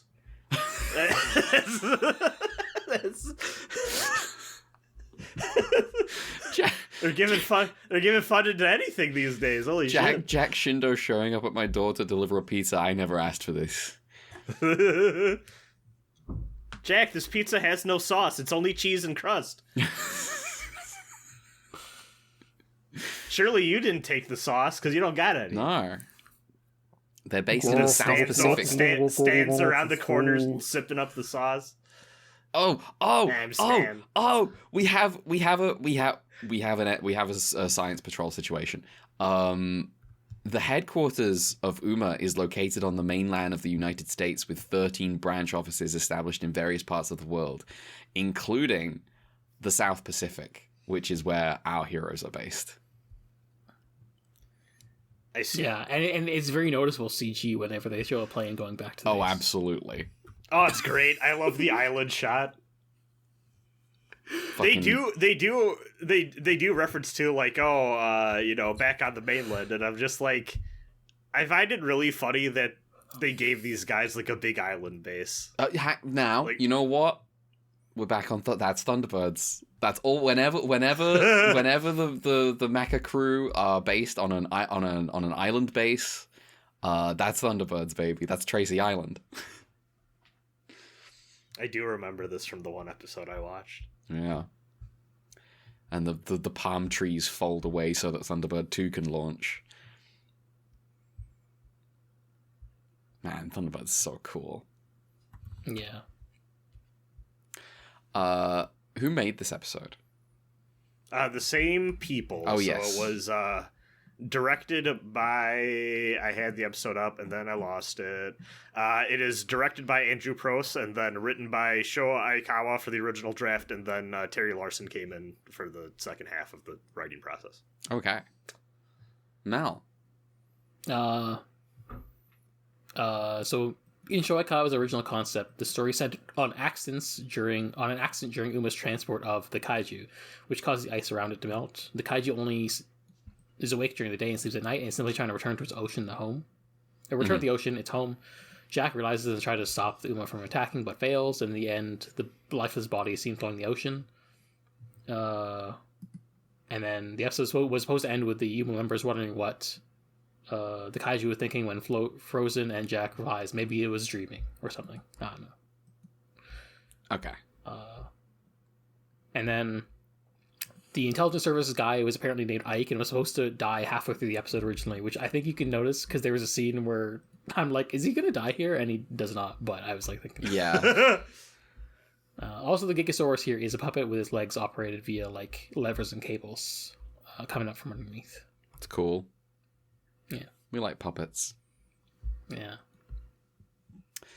What else is there to say about this episode? Have we missed anything? I think this might be the episode where they tell the incel guy on the team that he's more than just a pretty face, which I am not used to in 90s shows, a man being the subject of that, so I laughed. Yeah. Yeah. Wow. Do you want to talk about episode 3? Yeah, Yeah. Oh, I definitely want to talk about episode 3. The Child's Dream. It is also called A Charming Boy in Japan.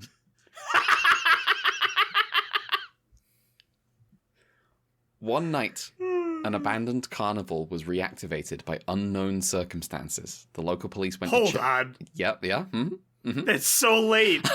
Yeah. It's so late. You have some, That's like some halfway through the episode. do you have some kind of complaint to lodge with the Ultra Wiki?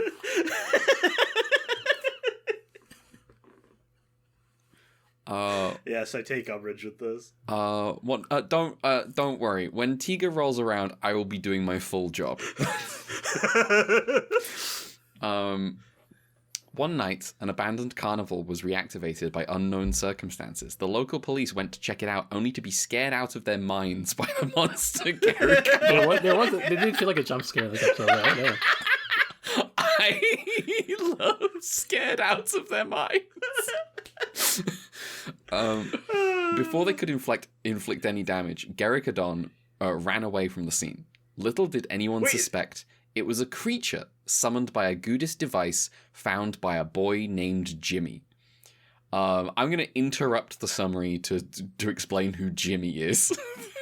Also, before that we even get to that, before they can inflict any damage, I don't think they literally just came because they're like, oh, the carnival's on for some reason. They weren't out to like fucking hunt it. What are we? The Ultra Wiki has it out for monsters. I'm just. You'll notice that most of these summaries are the details of the ways that the kaiju are getting dispatched, and nothing about the rest of the episode. So yeah, Jimmy is a kid who was going to an archaeology site with his mum, and he's got a pet lizard, and he loses the pet lizard at the archaeology site, but he does obtain a strange glowing thing, and with that strange glowing thing, he like wishes for a new lizard, or he wishes to find his lizard or something. Is this what happens? Yeah. More or less, and also he gets hospitalized. Also, he gets he gets hospitalized. It's really strange what happens where like the construction people are like, "Hey, you gotta get out of here," and the teacher tries to like, or orphanage person tries to drag him away, and it's like these really strange shot, and then suddenly it's just him in an ambulance. And it's like, what the fuck but just it's happened? at the same time, he's like digging up shit. Yes. So like it's not very clear what exactly is he happening keeps at digging once. when she says no, and she tries to drag him away, and then we just get a freeze frame, and then suddenly he's like in a stretcher, and it's like, what happened? Yeah. One of the team, the Uma team, seemed to Kim. have a connection with this family, Kim, and she is like looking out for Jimmy. Yeah. And she will wind up getting, hospitalized herself somewhat because of the device, the green glowing thing, Which is just a mysterious rock. Mysterious rock, which apparently has something to do with Goodis. Garricadon appeared in a much larger size the next night and destroyed 2 buildings that were opening up. Before Uma could do anything, the alien mutant monster disappeared. Within moments, they found out through one of their agents that Jimmy had a strange Goodis device that created Garricadon by a combination of his favorite dinosaur and his recently lost pet lizard, Gus. Jimmy was lured by the device to a Goodis nest in a parking lot building. As Jimmy was being infected by the Goodis, Garricadon appeared once again to destroy the city, this time without disappearing. Uma tried as much as they could, but Garricadon was too much for their fighters to handle. Once by himself, Jack Shindo turned into Ultraman Great to fight Garricadon. Great used his palm shooters, but Garricadon's fire resistance prevented the alien mutant monster from... Why do they keep saying alien mutant monster? The alien mutant monster from receiving serious harm. The same thing happened when Great used the knuckle shooters. After Jimmy broke free of the Goodis hold, Great used the magnum shoot to purify Garricadon. They have skipped the bit where Jimmy got cloned. I think you would find that there is a blue hyperlink to the character Jimmy Clone on the list of characters page. Oh, is there? Yes. Oh, I'm looking that's at the fantastic. article right now. I'm opening Jimmy Clone. Sorry, there's more here. When you open Jimmy Clone, an article titled "Tertiary Characters" opens. Sometimes I feel like a tertiary character in my own life. Jimmy Clone. Let me read out the Jimmy Clone entry so that we get a full summary of the episode. In order to take control of Garricadon, Goodis lured and entrapped Jimmy, Garricadon's human friend, within a large glowing green pod made from his own genetic cells and projected a physical yet soulless clone of the boy. I think that's psychical. Oh, psychical, not Oh, yes. Projected a psychical yet soulless clone of the boy. The Jimmy clone guided Garricadon's path of destruction and battle with Ultraman Great using a crystalline device also created by Goodis. With telepathic encouragement from Jack Shindo, the real Jimmy eventually broke free from Goodis' assault. It's not just Jack Shindo, it's also Kim. Yes. It's her episode, kind of. I was about to say, it's her episode, kind of, yeah. We get her glowing eyes for a bit. Yeah. Jimmy then took control of his own clone, forcing the copy to shatter the crystal and thus destroying itself and its influence over Garricadon in the process. With the monster now free of the Goodis virus, Garricadon, now as Gus, took off into the night sky with Jimmy. Is Jimmy dead? Unclear. Yeah. He's in a better place. He just flies away. He's gone to Paris. Oh, because he Everyone's tells just him.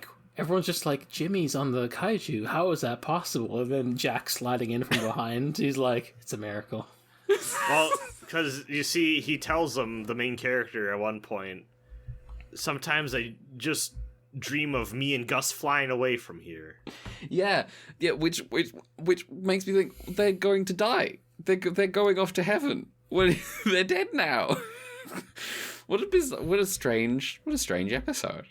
Strange episode with a lot of strange visuals. Yes. Worth noting that like Garricadon seems to have a similar design as like a drawing that Kim points out on Jimmy's wall while he's being like really pushing away everyone. Yeah, he's going Amuro Dead Eyes mode. worth noting also as well, we have this whole scene where they're like, Kim goes, oh, maybe Jimmy was like contracted by Gudis, and she goes to help him, and then gets knocked out, and then Jack and Jean go follow him to the parking garage. There is where he gets, turned into a pod. There is so much of this episode that feels like it's about to go somewhere, and then it just invents another thing. Yeah. Which is funny because the first 2 episodes after I finished them, I'm like wondering, like, oh, is this one where we're not gonna have like a person of the week to help out B plot? And then you got the most person of the week episode of all time. Yes. I don't know that this episode is good. I do love it. Yeah, it's very funny. What the visuals when you have like the psychic dream conversation with Jack and Jimmy. Oh, he's like, no, he's my friend Gus, and he's my friend, and I want revenge. And meanwhile, you just have the zooming in Phantom Ultraman in the background. Yes. Again, I know I've used this before, but this also is another case of it feels like the writer room just kind of had like a no bad ideas day. Yeah. And then took everyone's shit and then threw it into one thing. Like you got Kim having like the glowing eyes, just, and it's like, is this anything? No, don't worry about it. The creepy amusement park that's starting by itself, and then it just cuts to protagonist talking to Sandboy on the bench, and like we just kind of forget about that. It is funny to just see like the cops run away, and Jimmy's just sitting there, and Jack is just also there for some reason. They watch the whole thing. And it's like the cops never saw either of these two. They don't want to ask any. Nope, just it was a transition if I've ever seen one. Oh God, what a. How does Kim know this child? It's extremely like this is before Power Rangers, but it feels like the way Power Rangers just like know kids who are like the kid of the week. Yes. And it's like, hey, why did these teenagers who are like 20 years old friends with these like preschoolers? I mean, at the very least, the impression I got, because Jean's driving the bus at the beginning, is like, is it Jean or is it something else? I think that's Jimmy's mum is driving the bus. Oh no, shit. it's an orphanage though. Oh, sorry. Yes, sorry. It's an orphanage, not Jean's mum. Yes, it's not Jean. The person working at the orphanage. Yeah, for some reason I thought that I was not paying close enough attention. Apologies, person working to the orphanage. I just put so much more work on you.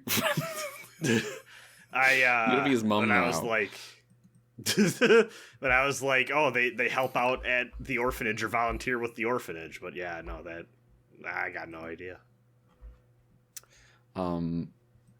Yeah, I was mainly just struck by how the episode kept going new places and then ended in a way that suggested that the child had died.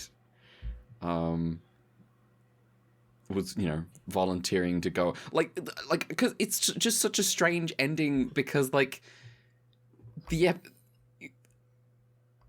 life.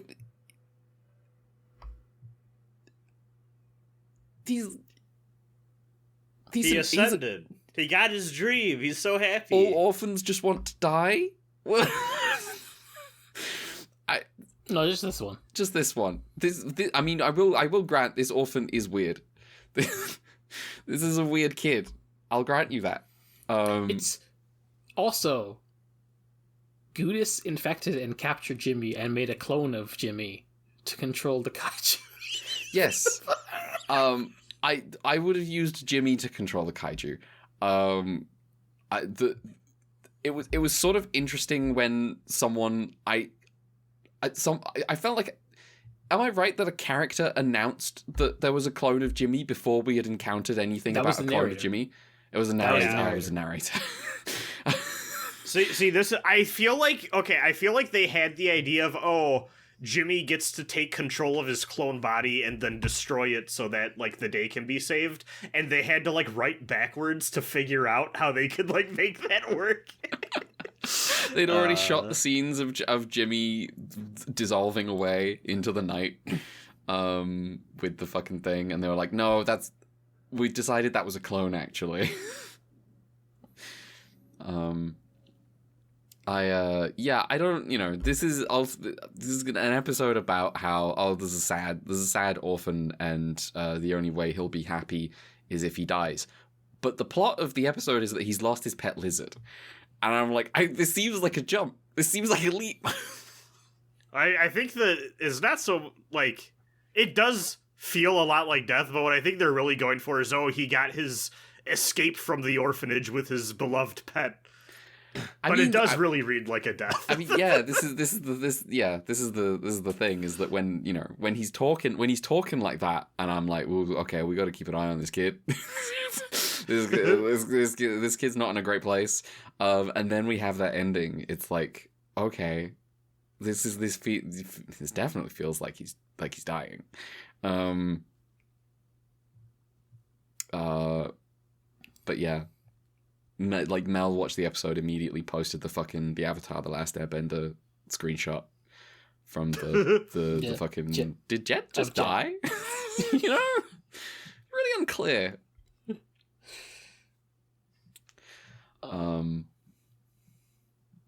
Yeah, I do like this episode because it's stupid. It's on one. It's really on one. Who made it? So this one, I gotta go away from the Jimmy Clone article back to the main article. Again, directed by Andrew Prost, and then had Terry Larson for the second half of the writing. Written by Hidenori Miyazawa, who is interesting for being the only staff writer listed on the Japanese Wikipedia article without a blue link name. But according to allcinema.net, which I've used before, kind of like a specifically for Japan, like IMDb type website, apparently does also have credits on Tiga, so we will see their work again, but does not seem like they have like any info or write-ups on them otherwise. Okay, I would just like to, before we go to Mel, you mentioned going off the Jimmy Clone page.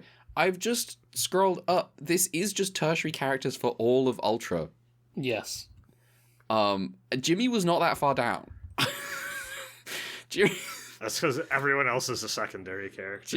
Jimmy is only just halfway down. Anyway, Mel.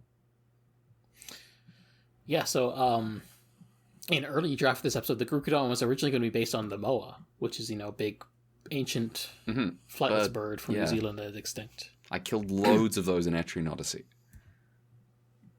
But the Australian team had this change given the history of the moa as a species overhunted to extinction, and feeling it would not sit well with local audiences. They made it for the lizard instead. Okay. Also, in the Japanese draft script, Jimmy was also terminally ill, but this is either toned down or removed entirely from the script we got. Well, that sort of makes some of the episode make more sense. The vibe it explains that I don't necessarily think that it makes the vibe good, but I the vibe makes a little more sense now. Yeah. And the Japanese script also had Jimmy be the one possessed by and transformed into the kaiju by Gudis rather than being a manifestation of his thoughts or whatever. So it does just sound like there's a whole bunch of stuff where like the episode was rewritten by the English team to be something way more bizarre. Okay. This series does have like a weird telephone detachment problem, and like it can be felt. That is for sure. Yeah, it's odd. I do like this episode though. It's very odd. Kid in a fucking goo pod while his clones. The narrator. The Jimmy clone is menacing. Is directing Garukadon to destroy Sydney or whatever. He's got a voice like the. I love the narrator in this show. He's got a voice that sounds like I've heard it before in shows, but I don't think I have. The thing he makes me think of, and I realize this isn't anything. This isn't actually similar. The thing he makes me think of is the John Hurt opening narration in the BBC show Merlin. In a time of myth and a land of magic, There once the destiny of a kingdom rests in the hands of a young boy. His name, Merlin. And then John hurts the dragon. I'm gonna make a cover band called Jimmy Clone Eat World. Yeah, nice. No, you won't. I don't know how to fucking sing Called nor the play fuck any out. instruments. It's true. I don't know how to do any music thing. Also, I think like is specifically the buildings that they get blown up on fire by this kaiju is one of the ones from the Total Recall movie. Nice. And you know, Yeah. they do look good. I'm Yeah. looking at a Yeah. picture of it right now on the wiki. It does look fucking cool. All the buildings on fire. Do we have anything more to say about this episode? I don't think so. We are nearly at 2 hours, so no is an acceptable answer. Yeah. All right. I'm feeling pretty good about Ultraman Great because it's like it's a weird. It's like a, you know, it's the 90s, like. Again, my reference point is I'm like, this is kind of like half-hour Xena to me. Yeah. So it is funny because after I was getting more into Peter Weir's movies, I'm like, I should like explore more of Australian filmography, and I didn't quite think this would be how I did that, but you know. There you go. This is it. All right. Well, that's the show for now. We will be watching. So next week we won't be watching Ultraman Great. We'll be doing Golden Kamuy, right? Yep. And then the week after, will we be doing 4 Greats or 3? We're doing 3 because we're going to do the finale of Omega. We're also doing Omega. That's true. Okay. So yeah, in 2 weeks we'll be watching the next 3 episodes of Ultraman Great. For now, we're gonna take a quick break. We'll be right back with anything else.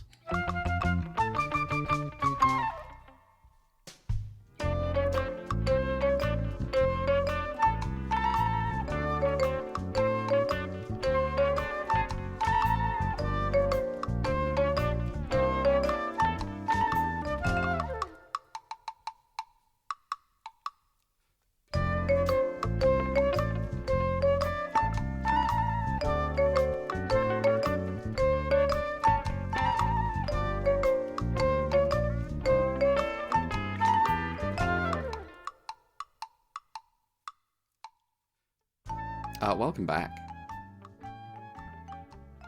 I don't know that I've. No, you know, I can. You know, I've been reading Ship of Magic. I've talked about the other 3 Robin Hobb novels on this podcast. I started the next trilogy in her whole series, the Live Ship Traders, Ship of Magic.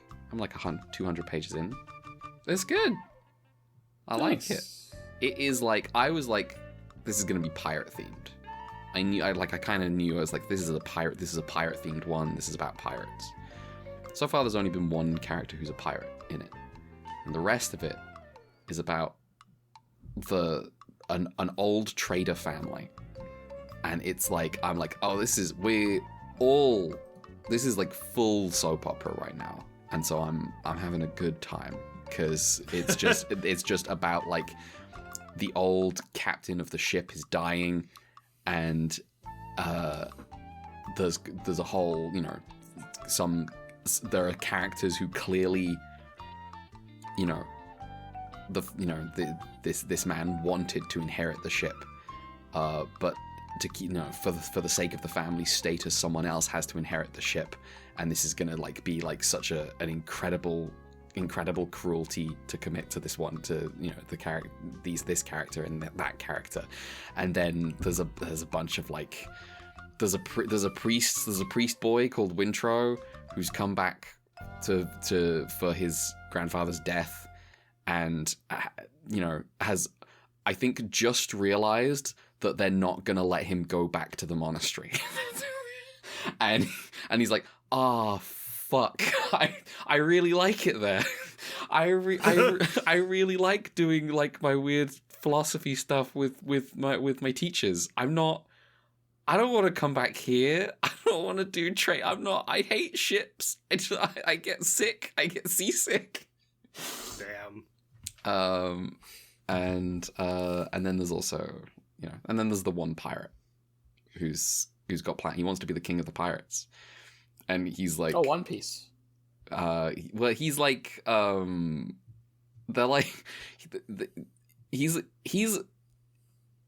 he became a cat. He had a whole scheme to become a captain, and he kind of thought that this would be the coolest thing ever, was to be like a pirate captain. And he he managed to get, stage a mutiny against like a captain who sucked, and there was a mutiny. He was then the first mate, and then eventually he got rid of like the first mate, and he was okay, I'm the captain now. And he's whipped his crew into shape. He outfitted his ship using his like saved up earnings or whatever, and then he had like a huge pirate voyage, that solidified his reputation. And then he got back to Divvy Town, which is where they all go, and immediately watched all his crew get off the ship with their share of their plunder and walk off to go spend it all in like 2 or 3 nights. And he immediately sank into like months of depression as he realized that all he was like a farmer for like Divvy Town innkeepers and brothel managers. And he was like, this fucking sucks. I'm gonna be the king. This has to change. I have to become the king of the pirates. I have to sort this shit out. Because he's a control freak, and he's attempting to manage people who don't like control freaks. But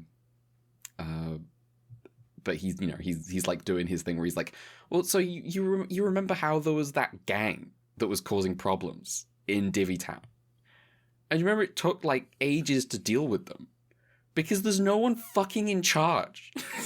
Because nothing can ever get done. And so yeah. But I'm liking the book. I like this just family drama. Basically, I've just had like will, like there was a will and no one was happy. It's good shit.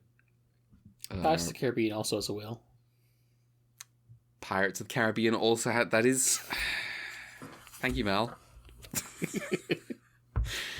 That's Bigger true. Wolf Theory. Yeah, old, I think because Robin Hobb writes the really long fantasy novels, I think by being essentially soap operas, it works in a way that for me it doesn't necessarily when it's a George R.R. Martin doing or a Robert Jordan doing these huge, grand, epic tales that with these broad, epic characters, and I'm like, you should probably write this the way, the epics were written back in the day.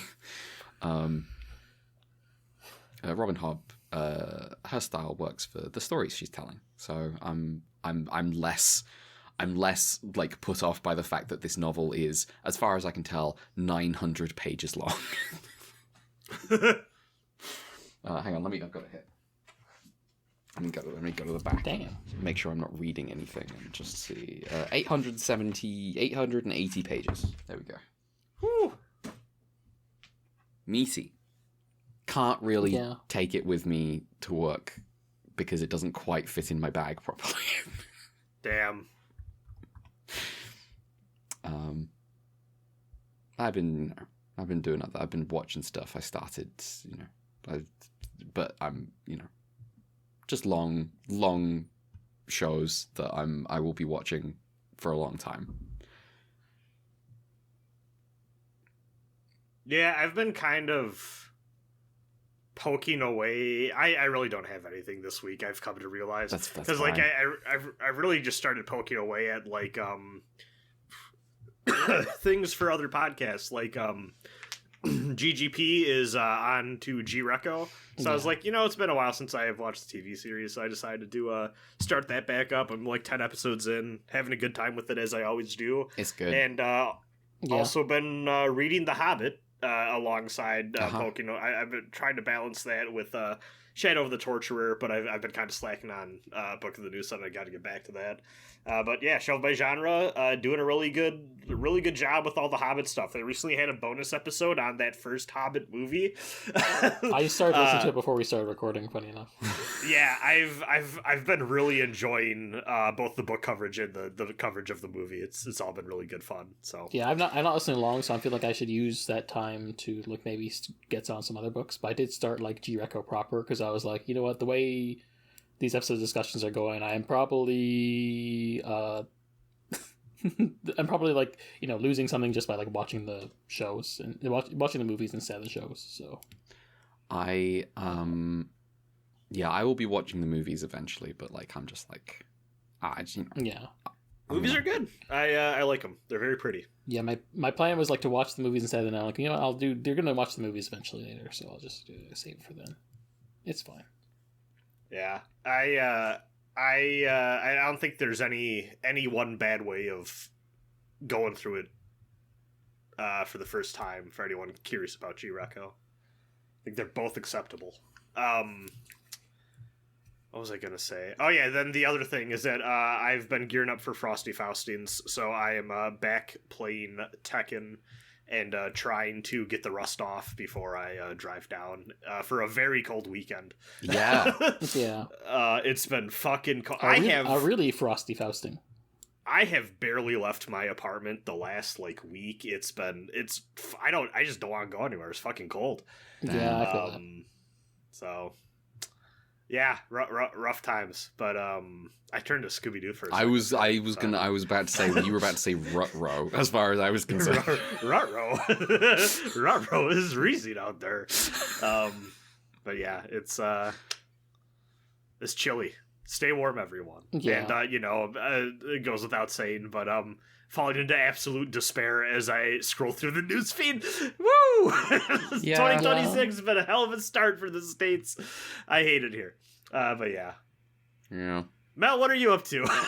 I'm real. I don't have a lot myself this week. I basically played 2 Castlevania games, but they're like one of the short ones. So I played like Rondo Blood and Bloodlines. So Nice. glad to get those squared away. I wanted to beat Bloodlines because I wanted to. That's the Genesis ones, right? Yes, because that one is the, I guess you can call it, continuity-wise, is the prequel to Portrait of Ruin. And I was like, well, I want to play Portrait of Ruin, so I guess I'm going to go play Bloodlines. And I did, and then I went to do Blood No Blood, because like, I sure got some of the way through that game, but I never beat it, and I have beaten Symphony of the Night, and I would like to, clear that way. I know a lot of people that like Rondo of Blood's their favorite one. I have played 3 quote-unquote classic-vanias in my life. 2 of them this week. I played like the original Castlevania way back when. And Rondo Blood's really good. I 100% of it, all of it yesterday. Nice. Good, fun game. Maria's fun. Are you gonna play the other weird version of that game that's like basically a completely different game? I forget what it's called. Dracula X on the Super Nintendo. Do people like that one, or is it bad? Nobody likes it. Okay. I was not. I knew it existed, but beyond that, I didn't know anything about it. Yeah.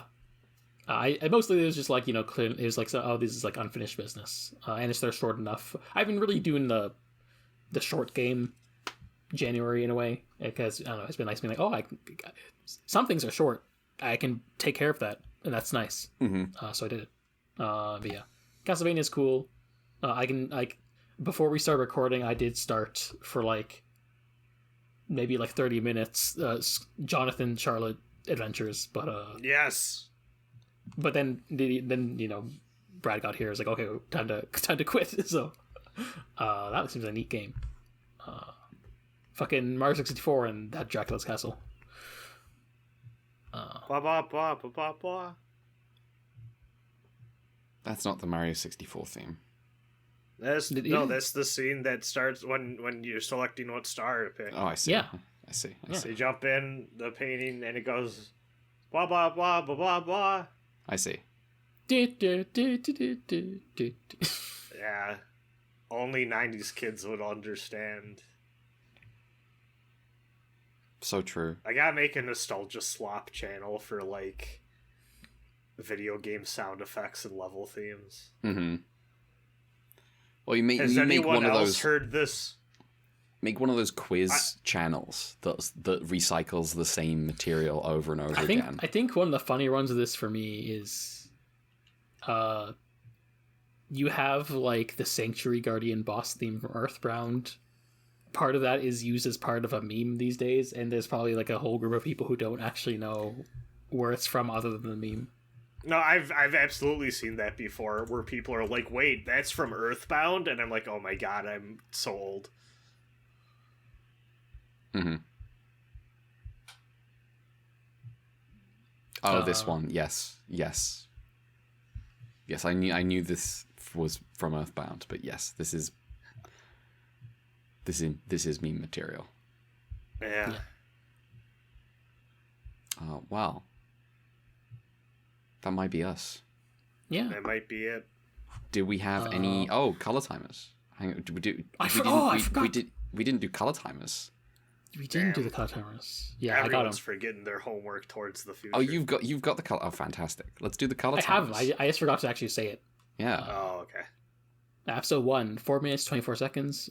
3 minutes 40. 3 minutes 4 seconds, and then 5 seconds. Episode 2, 2 minutes 31 seconds, and episode 3, 4 minutes 40 seconds. Okay. Fantastic. Uh, Do we have any emails? Let me just check. We have one email from Author Fanboy about Omega, so we'll get to it in like Oh yeah. 2 weeks, because Omega is over. We just Omega is over. It's Dunyan rings. Yeah, which I guess means we've had our 3rd-year anniversary. Oh yeah. Wait, I guess that means that technically our 3rd-year anniversry pod was the Ultra Q movie. Oh, that's wild. That's pretty nice. good. I like You know that. what? I like that. That's a pretty good good. one. It would have been cool to have noticed at the time, but yeah, that's fun. Yeah. Wow. That is going to be it for this week. Next week, it will just be Mel and I. We will be doing the finale of Golden Kamuy. I have read Golden Kamuy. I finished it. I have not yet, but I will. I read it like 3 weeks ago. Oh, you did say you were doing like, I'm gonna do one for work and one for pleasure. I was like, because I realized partway through like reading the 5th batch or something, I was like, I'm like pausing to make notes all the time instead of just reading it. And I was like, I should just read it. So I have just read it, and then I will be doing it. You know, I'm at work. I've got access to the. Although the Golden Kamuy nudity, maybe I shouldn't be looking at that at work. Yeah. Yeah. Me when I like go to a cafe and like read Gold Kamuy, I'm like, wait a minute, I don't think I should be opening the scene where they're at the hot spoon. I think these men are just gonna have their dicks out. Wow. That'll be next week, the finale of Golden Kamuy, and then the week after we'll be back for 3 episodes of Ultraman Great, and 3 episodes. And 3 episodes of Ultraman Omega to finish off Omega. Yeah. If you want to follow us online, you can do so at UltraQ on Blue Sky. That is at UltraQUEUE. We're also on Twitter at Ultra_QUEUE. I'm on Blue Sky. Sorry, I have to die first. Wow, Jimmy. Yeah. I'm also on Blue Sky. I'm at Red November. Mel, your plugs. Hi. You can send an email to ultrapod@gmail.com. Do that for Golden Kamuy, because, it's the end. Yeah. You have a coffee, UltraQ Fund. And Catherine and I's podcast rebrand first episode is coming out this week. You probably have already heard it. Who knows what you two could possibly be talking about? Not me yet. I'm gonna tell you, it's a really weird Gamera spin-off thing kind of thing. Oh, I see. Listen to it.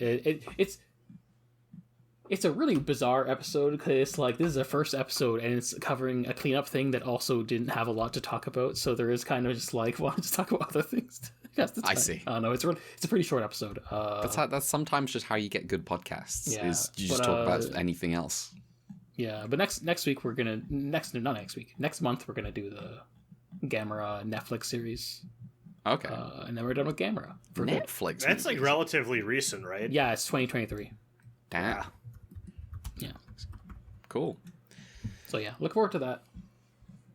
And Brad. Yeah, I'm at Be Invoked on Blue Sky.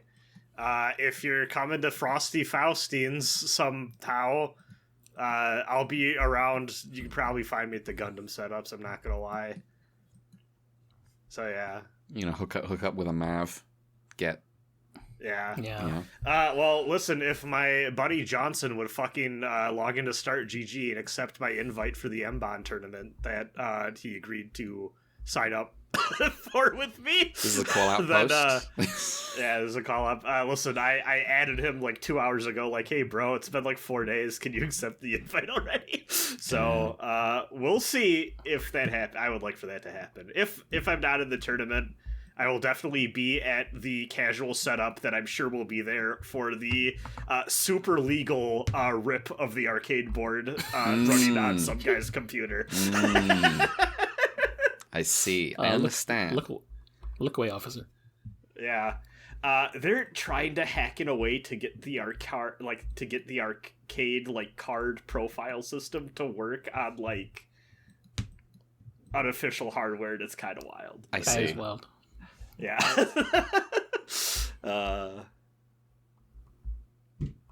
Okay. I think that's it. That's the podcast. Goodbye, everyone. We're flying off into the night. Good day. We might be dying. Yeah, good day. Stupid. Wait, hold on. Google. How do Australians say goodbye? See you later. Thanks, Google.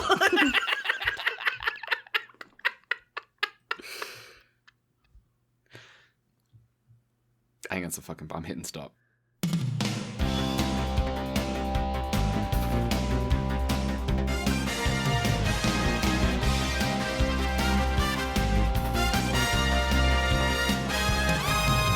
A silver flash streaking through the night, illuminating the heavy skies with light. Who can say where he is really from? The answer lies in a mystery beyond. Yet in his quiet strength, we know it's Ultraman, holding out his hand, giving us a sign. He's on our side. Ultraman, greater than life, magnanimous in his love for us. It's Ultraman.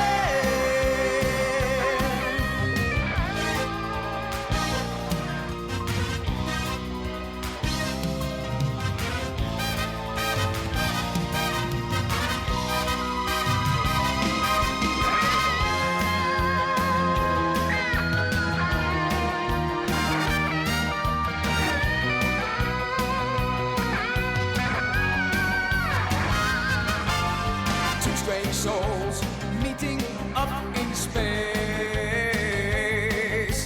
coming to Earth with a different face, revealing us as we really live. And so we learn to trust and learn to give, and even dare to believe in him. It's